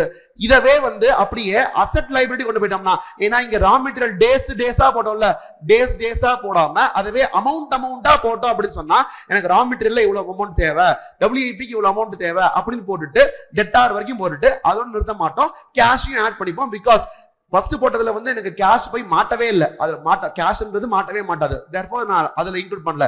பட் ஒர்க்கிங் கேபிட்டல் ரெக்யர்மெண்ட்ல கேஷ் பேலன்ஸ் இவ்வளவு வச்சுக்கணும் அப்படின்றது ஒரு ரெக்யர்மெண்ட் தான். தட் இஸ் ஆல்சோ வை கரண்ட் அசெட் தான். சோ கேஷ் ஆட் பண்ணிப்பேன், டோட்டல் கரண்ட் அசெட் வரும். அதுல இருந்து whoever is giving me benefit அந்த கரண்ட் லைபிலிட்டி அவங்களெல்லாம் மைனஸ் பண்ணனா எனக்கு நெட் ஒர்க்கிங் கேபிட்டல் வரும். இந்த நெட் ஒர்க்கிங் கேபிட்டல்ல sometimes I will want to maintain safety, ஒரு சேஃப்டி மார்ஜின் வச்சு நினைப்பேன். சோ ஒரு 20% 25% ஆட் பண்ணிட்டு this is the estimated net working capital requirement அப்படின்ற மாதிரி போடுவோம். இந்த மாதிரி சம்ஸ் தான் வந்து most expected in exam. 10 marks சம்ஸ்லாம் வருதுன்னு சொன்னா இந்த மாதிரி சம் தான் வரும். ஓகேவா? குட்டி குட்டி சம்மா வருதுன்னா அந்த ஆப்பரேட்டிங் சைக்கிள் சம் வரும். இதான் வந்து ஒர்க்கிங் கேபிட்டல் ஓவர் வியூ. இதுல ஸ்பெசிஃபிக்கா பார்த்தோம் அப்படின்னு சொன்னா வந்து கேஷ்ல பார்த்தோம்னா கேஷுக்கு ஒரு EOQ இருக்கு, கேஷ் EOQ ஞாபகம் இருக்கா? Hello, first of all normal EOQ formula சொல்லுங்க. Root of 2AO by C where A is the annual demand exact annual purchase. ஓகேவா? Normal EOQ. so normal EOQ வந்து annual purchase. 2AO, O stands for ordering cost per order, C வந்து carrying cost per unit per annum. இதுவும் இருக்கு நமக்கு சிலபஸ்ல, இதுவும் இருக்கு. Because உங்களுக்கு inventory management வந்து அப்படியே காஸ்டிங் வந்து அப்ளிகபிள், அதுல இதுவும் இருக்கு. இதுவே இப்ப கேஷுக்கு போட்டோம்னு சொன்னா ஆனுவல் பர்ச்சேஸ்க்கு பதிலா ஆனுவல் டிஸ்பர்ஸ்மெண்ட், டோட்டல் பேமெண்ட்ஸ் எவ்வளவுன்றது எடுத்துக்கணும். ஓக்கு பதிலா இங்க என்ன இருக்கணும்? ஆர்டரிங் காஸ்ட் கிடையாது, இங்க என்ன இருக்குன்னா வந்து டிரான்சாக்ஷன் காஸ்ட் இருக்கும். என்ன டிரான்சாக்ஷன் பண்றோம்? நான் இன்வெஸ்ட்மெண்ட் போட்டு வச்சிருப்பேன், ஐடியலா கேஷ் வைக்காம இன்வெஸ்ட்மெண்ட் பண்ணி வச்சிருப்பேன். அந்த இன்வெஸ்ட்மெண்ட்டை விக்க for each and every sale of investment I will be incurring a transaction cost. the transaction cost will be fixed. ஓகேவா? ஆர்டரிங் காஸ்ட் பதிலா என்னது? transaction cost divided by carrying cost பதிலா இங்க என்ன காஸ்ட்? இப்ப opportunity cost per rupee per annum, per unit per annum பதிலா per rupee per annum. Basically வந்து நான் இன்வெஸ்ட் பண்ணி வச்சேன்னா 12% எனக்கு கிடைக்கும்னு சொன்னா 12% is for 100 rupee. ஒரு ரூபாய்க்குனா இப்ப என்ன வருது? 0.12. பேச புரியுதா? ஓகேவா? ஹலோ, கவனிச்சிருக்கீங்களா? EOQ for cash ஞாபகம் வருதா இல்லையா? இப்படி போட்டோம்னா நமக்கு என்ன கிடைக்கும்னா எவ்வளவு அமௌண்ட் ஆஃப் அந்த டிரான்சாக்ஷன் ஐ ஷுட் டு, அதாவது இன்வெஸ்ட்மெண்ட் டு கேஷ் கன்வர்ஷன் இருக்குல்ல, அந்த கன்வர்ஷன் வேல்யூ எனக்கு கிடைக்கும். ஆனா புக்ல வந்து என்ன போட்டுருப்பாங்க? ஆப்டிமம் கேஷ் பேலன்ஸ் கொடுத்துருப்பாங்க. நீங்க ஒண்ணும் பண்ண வேணா, ஆப்டிமம் கேஷ் பேலன்ஸே போட்டுக்கோங்க. பட் ஃபார்முலா இதே ஃபார்முலா போட்டுக்கோங்க. இந்த ஃபார்முலால வர்ற answer it's not optimum cash balance, it is optimum transaction value. ஞாபகம் இருக்கா? எவ்வளவு அமௌண்ட் ஆஃப் கன்வர்ஷன் பண்ணணும்ன்றதா ஆன்சர் வரும். ரைட்டா? அடுத்து கேஷ் பட்ஜெட் பார்த்தோம், இன்னைக்கு தான் பார்த்தோம். அதை பத்தி பேச வேண்டிய அவசியம் நினைக்கிறேன். தெரிஞ்சு சேல்ஸ் எல்லாம் கேஷ் சேல்ஸ் வந்து அந்த மாசமே போட்டுக்கலாம். கிரெடிட் சேல்ஸ் இருந்தா போன மாசத்தோட சேல்ஸ் இந்த வாட்டி வரும், அதுக்கு முந்தின மாசம் சேல்ஸ் வரும். இதெல்லாம் கேஷ் இன்ஃப்ளோவா வரும். ஓப்பனிங் பேலன்ஸ் இருக்கும், பேமெண்ட்ஸ் என்ன இருக்கோ அதெல்லாம் வரிசையா போட்டே வந்தோம்னா எனக்கு க்ளோசிங் பேலன்ஸ் வரும். இப்படியே விடுற சம்ஸும் இருக்கும். சில சம்ஸ் என்ன பண்ணுவாங்கன்னா வந்து க்ளோசிங் பேலன்ஸ் வந்து ஒரு லெவலுக்கு மேலேயும் வச்சுக்காத, ஒரு லெவலுக்கு கீழேயும் வச்சுக்காதன்னுவாங்க. ஒரு லெவலுக்கு மேல இருந்தா என்ன பண்ணிடுன்னா அமௌண்ட்டை ரிமூவ் பண்ணி இன்வெஸ்ட் பண்ணி வச்சிரு, டெம்பரரியா இன்வெஸ்ட் பண்ணி வச்சு அதுல இருந்து ரிட்டர்ன் கிடைக்கும். இல்ல கம்மியா இருந்துச்சுன்னு சொன்னா, ஏதோ ஒரு பீரியட்ல கம்மியா இருந்துச்சுன்னு சொன்னா சேல் ஆஃப் இன்வெஸ்ட்மெண்ட் பண்ணி காசை எடுத்து இதுல வச்சுக்கோ. ஒரு லிமிட்டுக்கு மேலேயும் வச்சுக்காத, ஒரு லிமிட்டுக்கு கீழேயும் வச்சுக்காதன்றதான் கேஷ் பட்ஜெட். ரைட்டா? ஹலோ, அடுத்து டெட்டார் ரிசீவபிள் மேனேஜ்மெண்ட் இருக்கு. என்ன சொன்னீங்க? ரீஆர்டர் அதெல்லாம் நடத்தணுமா? காஸ்டிங் எல்லாம் போயிருங்க. இப்ப சரி, ஓகே. ரீஆர்டர் வயசு இல்லாமா? ஓகே. மெட்டீரியல் அதாவது இன்வென்ட்ரியில, ஹலோ சரி, அது காஸ்டிங்ல வந்து நினைச்சேன் நான். Okay, right, okay. ரீஆர்டர் லெவல்னா எப்ப ஆர்டர் பண்ணணும் அப்படின்ற லெவல். கரெக்டா இல்லையா? நான் சேஃபர் பொசிஷன்ல இருக்கணும்னு சொன்னா நான் எப்படி எடுத்துக்கணும்னா வந்து 3 கன்சம்ஷன் இருக்கு, மினிமம், ஆவரேஜ், மேக்ஸிமம் இருக்கு. நான் எப்படி அசியூம் பண்ணிக்கணும்? மேக்ஸிமமா கன்சியூம் ஆகும்ன்ற மாதிரி நினைச்சுக்கணும். அதே மாதிரி ஆர்டர் டைம் வந்து எனக்கு மினிமம், ஆவரேஜ், மேக்ஸிமம் இருக்கு. நான் என்ன நினைச்சுக்கணும்? நிறைய நாள் எடுத்துப்பான், நிறைய நாள். பாவிகளா, ஏய் மறந்துருச்சா? பாவிகளா, அப்ப நடத்த வேண்டிய அவசியம் இருக்கா? ஹலோ, ரீஆர்டர் லெவல் ஞாபகம் இருக்கா? படிச்சோமா? ரீஆர்டர் லெவல்னா எப்ப நான் கூட்ஸை ஃபோன் பண்ணி ஆர்டர் பண்ணணும்ன்றது. கரெக்டா இல்லையா? மினிமமா இவ்வளவு கன்சியூம் ஆகும். என்ன எக்ஸாம்பிள் வச்சு சொன்னேன்? வாட்டர் கேனா? என்ன சொன்னேன் தெரியல. என்ன சொன்ன எக்ஸாம்பிள்? என்னது? வாட்டர் கேன் தான் சொன்னேன் இல்லையா? நீங்க தண்ணி குடிக்க மார்க்கரா தெரியல. என்ன எக்ஸாம்பிள் சொன்ன? மார்க்கர் தான். நான் நிறைய யூஸ் பண்றது, கம்மியா யூஸ் பண்றது, அதுவா? எனக்கு தெரியல. என்னது? மார்க்கர் தான் சொல்றீங்களா? மார்க்கர் தான் அவங்க சொல்றாங்க. சரி ஓகே, லிசன் ஹியர், ஒரு நிமிஷம் இருங்க. ஜெனரலா எனக்கு என்ன நம்பர்ஸ்ல ஞாபகம் இல்ல, மேபி லிசன். ஒரு நாளைக்கு 4 மார்க்கர் கன்சியூம் ஆகலாம் ஆவரேஜா, சம்டைம்ஸ் 6 மார்க்கர்ஸ் ஆகலாம், சம்டைம்ஸ் 2 மார்க்கர்ஸ் ஆகலாம்னு வச்சுக்கோங்களேன். நான் ஆர்டர் போட்டேன்னா ஜெனரலா 3 டேஸ்ல வரும், சம்டைம்ஸ் 4 டேஸ் ஆகலாம், சம்டைம்ஸ் 2 டேஸ் ஆகலாம். ஓகேவா? இப்ப 3 நம்பர்ஸ் இருக்கா கன்சம்ஷனுக்கும். இப்படி உட்காந்துருக்கீங்க, நல்லதானே? ஓகே, அது புரியுதுல்ல? அதுக்குள்ள செத்து போய் உட்காந்துருக்கேன். ஐயோ விட்டுறேன் 10 நிமிஷம். நான் ஆக்சுவலி நடத்தவே வரல, இதை இவன் தான் அதோ கேட்டு விட்டு இப்படி போயிருச்சு. நான் பாட்டுக்கு வேற லெவலில் போய் முடிக்க போனேன். ஆனா ஞாபகம் இல்ல போல இருக்கு, உங்களுக்கு நடத்த வேண்டியதா இருக்கு போல இருக்கு. சரி ஓகே, லிசன். கன்சம்ஷன்ல லிசன், எனக்கு என்னன்னா அகாடமியில மார்க்கர் இல்லாம இருக்கவே கூடாது. மார்க்கர் இருந்தா கிளாஸ் நடத்தவே முடியாதுன்னு சிச்சுவேஷன் இருக்கு. So at any cost marker இல்லாம இருக்க சிச்சுவேஷன் அவாய்ட் பண்ணும். அப்ப ஜெனரலா 4 மார்க்கர்ஸ் தான் யூஸ் பண்ணுவாங்கன்றதுக்காக I should not calculate based on that. Sometimes 6 markers use ஆகுதுல, அதை நான் எடுத்துக்கணும். ஏன்னா வர்றவங்க எல்லாருமே பேக் டு பேக் 6 மார்க்கர்ஸா எழுதிட்டாங்கன்னா சீக்கிரமா காலி ஆயிரும்ல.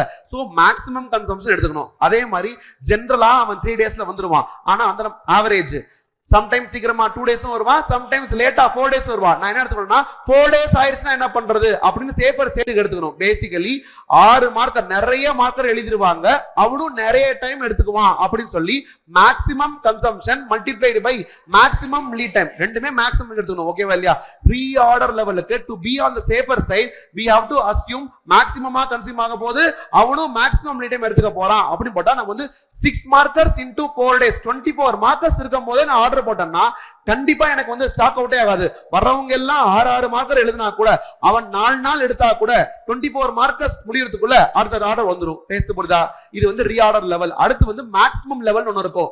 மேக்ஸிமம் லெவல் என்னைக்கு இருக்கும்னா வந்து கூட்ஸ் நீங்க ஆர்டர் பண்ண கூட்ஸ் எப்போ உங்க கையில ரீச் ஆகுதோ அன்னைக்கு தான் மேக்ஸிமம் லெவல் இருக்கும், கையில ஹையஸ்ட் ஸ்டாக் இருக்கும். நீங்க யோசிச்சு பாருங்க, ரீஆர்டர் லெவல் இருக்கும் போது ஆர்டர் போட்டுருவீங்க, கரெக்டா? ரீஆர்டர் லெவல் வரும்போதே ஆர்டர் போட்டுருவீங்க, கொஞ்ச நாள் கழிச்சு தான் ஸ்டாக் வரும். அப்ப டியூரிங் த டைம் கன்சியூம் ஆகும். கன்சியூம் ஆகும் போது மேக்ஸிமமா கன்சியூம் ஆகலாம், ஆவரேஜா கன்சியூம் ஆகலாம், மினிமமா கன்சியூம் ஆகலாம். ஆனா நான் போட்டுட்டு இருக்க லெவல் வந்து மேக்ஸிமம் லெவல். மேக்ஸிமம் லெவல் வரணும்னு சொன்னா எனக்கு கொஞ்சமா கன்சியூம் ஆனதா லெவல் மேக்ஸிமமா இருக்கும். சோ என்ன பண்ணுவான்னா மினிமமா தான் கன்சியூம் ஆகுது, அதே சமயம் வர வேண்டியவன் சீக்கிரமா வந்துட்டான், மினிமம் லீட் டைம்ல வந்துட்டான். அப்பதான் எனக்கு கொஞ்சமா கன்சியூம் ஆயிருக்கு, கொஞ்ச நாள்லயே வந்துட்டான். அப்ப கன்சம்ஷன் கம்மியா இருக்கும். கன்சம்ஷன் கம்மியா இருந்தா லெவல் ஜாஸ்தியா இருக்கும். அப்ப என்ன ஃபார்முலானா reorder level minus minimum consumption into minimum lead time. இவ்வளவு கன்சியூமா இருக்கும். அந்த நேரத்துல வந்து நான் ஆர்டர் போட்ட குவாண்டிட்டி வந்துரும், ROQ or EOQ வந்துரும். therefore maximum level is equal to reorder level minus minimum consumption into minimum time plus ROQ. clear? minimum level வந்து reorder levelல இருந்து மைனஸ் பண்ணோம். மைனஸ் பண்ணும்போது நீங்க ஆக்சுவலா maximum consumption maximum lead time ஆக chance இருக்கு. அப்படி போட்டா ஆன்சர் 0 வந்துரும். 0 அவாய்ட் பண்றதுக்காக விட்டுட்டு ஆவரேஜ் எடுப்போம். So reorder level minus average into average போட்டா ஒரு நம்பர் வந்து நிக்கும். That is the minimum level. Average லெவலுக்கு maximum level minimum divide by 2 or இன்னொரு ஃபார்முலா இருக்கு. என்ன அப்படின்னா வந்து மினிமம் லெவல், கரெக்டா? மினிமம் லெவல் எப்பவுமே இருக்க போகுது, கரெக்டா? ஆர்டர் பண்ற குவாண்டிட்டி வந்து ROQ வரும், கன்சியூம் ஆயிட்டே வந்து 0 வரும், திருப்பி ROQ வரும், கன்சியூம் ஆயிட்டே 0 வரும். சோ ROQ மட்டும் ஆவரேஜ் அவுட் ஆயிரும். சோ half of ROQ, கரெக்டா? So alternate formula for average level என்னன்னா minimum level plus 1/2 of ROQ. ஞாபகம் இருக்கா இல்லையா? அதெல்லாம் டன்னா இது எல்லாமே இருக்கு. தயவு செஞ்சு இங்க படிங்க இல்ல காஸ்டிங் படிங்க, எப்படியோ. ஆனா எக்ஸாம் படிக்கும் போது முன்னாடி பார்த்துட்டு மட்டும் போகணும். ஏன்னா இதையும் கன்சிடர் பண்ணி தான் எக்ஸாம்ல கேட்பாங்க, ரைட்டா? சரி இருங்க. என்ன ரிசீவபிள் மேனேஜ்மெண்ட்ல ரிசீவபிள் மேனேஜ்மெண்ட் என்ன பார்த்தோம்? ரிசீவபிள் பாலிசி தான் வந்து கிரெடிட் பாலிசி அனாலிசிஸ் இருக்கு. அதுல வந்து மொத்தம் 3 அப்ரோச் இருக்கு. பேர் சொல்லுங்க. Total approach, incremental approach, expected rate of return, கரெக்டா? டோட்டல் அப்ரோச் ரொம்ப சிம்பிள், எல்லாத்தையும் டோட்டல் பண்ணிடணும், கரெக்டா? டோட்டல் போட்டு கரண்ட்டை விட ஜாஸ்தி இருக்கா, எது ஜாஸ்தி இருக்கா, ப்ராஃபிட்டா இல்ல நெட் பெனிஃபிட், கரெக்டா? எக்ஸ்பெக்டட் ப்ராஃபிட்ல இருந்து ஆப்பர்ச்சுனிட்டி காஸ்ட் மைனஸ் பண்ணா வர்றதா வந்து நெட் பெனிஃபிட். அந்த நெட் பெனிஃபிட் அதிகமா இருந்தா, இப்ப இருக்கிற லெவல்ல அதிகமா இருந்தா we have to accept. அதுல 4 பாலிசி வச்சு போட்டோம். இருக்கிறதுல ஹையஸ்ட் இருக்கிறத போட்டா டோட்டல் அப்ரோச்ல. இதுவே இன்கிரிமெண்டல் அப்ரோச்சா இருந்தா இன்கிரிமெண்டல் சேல்ஸ், இன்கிரிமெண்டல் காஸ்ட் அதெல்லாம் போட்டு இன்கிரிமெண்டல் பேட்ஜெட்ஸ் எல்லாம் போட்டா இன்கிரிமெண்டல் எக்ஸ்பெக்டட் ப்ராஃபிட் வரும். அதுல இருந்து இன்கிரிமெண்டல் ஆப்பர்ச்சுனிட்டி காஸ்ட் மைனஸ் பண்ணா இன்கிரிமெண்டல் நெட் பெனிஃபிட் வரும். அதுல எந்த பாலிசி ஹையஸ்டா இருக்கோ அதுல போகணும், ரைட்டா? மூணாவது அப்ரோச்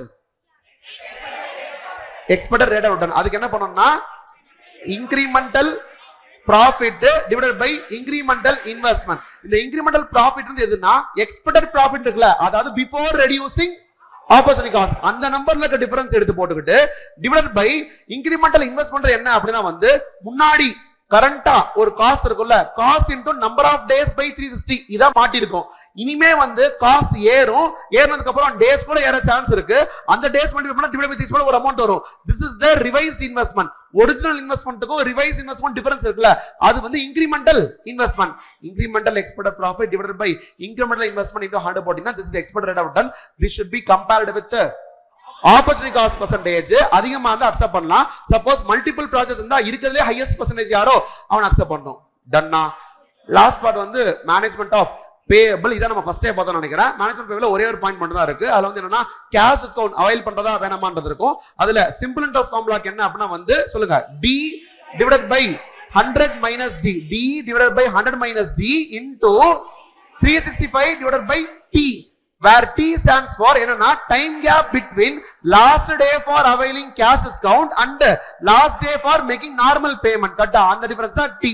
சிம்பிள் இன்ட்ரஸ்ட் அந்த. இதுவே காம்பவுண்ட் இன்ட்ரஸ்டா இருந்துச்சு சொன்னா 100 டிவைடட் பை 100 மைனஸ் d பவர்ல 360 டிவைடட் பை t மைனஸ் 1. கரெக்ட்டா? இப்படி போட்டா காம்பவுண்ட் இன்ட்ரஸ்ட் ஃபார்முலா வரும். ஐ திங்க் இதோட முடிச்சு நினைக்கிறேன். இதோட முடிச்சுக்கலாமா? Thank you.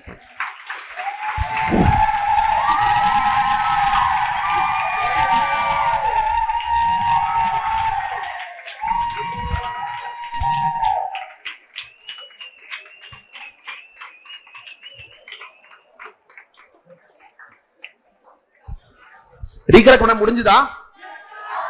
அட்லீஸ்ட் ஒரு 70 to 80% ரீகலெக்ட் பண்ண முடிஞ்சாலும் பரவாயில்ல. மீதி பர்சன்டேஜ் எல்லாம் இதுக்கு அப்புறம் நீங்க பண்ணிக்கலாம். எண்ணுல நீங்க ஞாபகம் வரணும் மட்டும் நோட் பண்ணிட்டு போங்க. ஓகேவா? இதெல்லாம் நமக்கு கொஞ்சம் வேகா ஞாபகம் இருக்கு. மேபி கேபிட்டல் ஸ்ட்ரக்சரா இருக்கலாம், இல்ல பீட்டா பாயிண்டா இருக்கலாம். அந்த மட்டும் நீங்க திருப்பி பாத்துருங்க. அதுக்கப்புறம் நீங்க சாப் எக்ஸாம் எழுதும் போது உங்களுக்கு it will become all right. ஓகேவா? தேங்க்யூ. Bye by.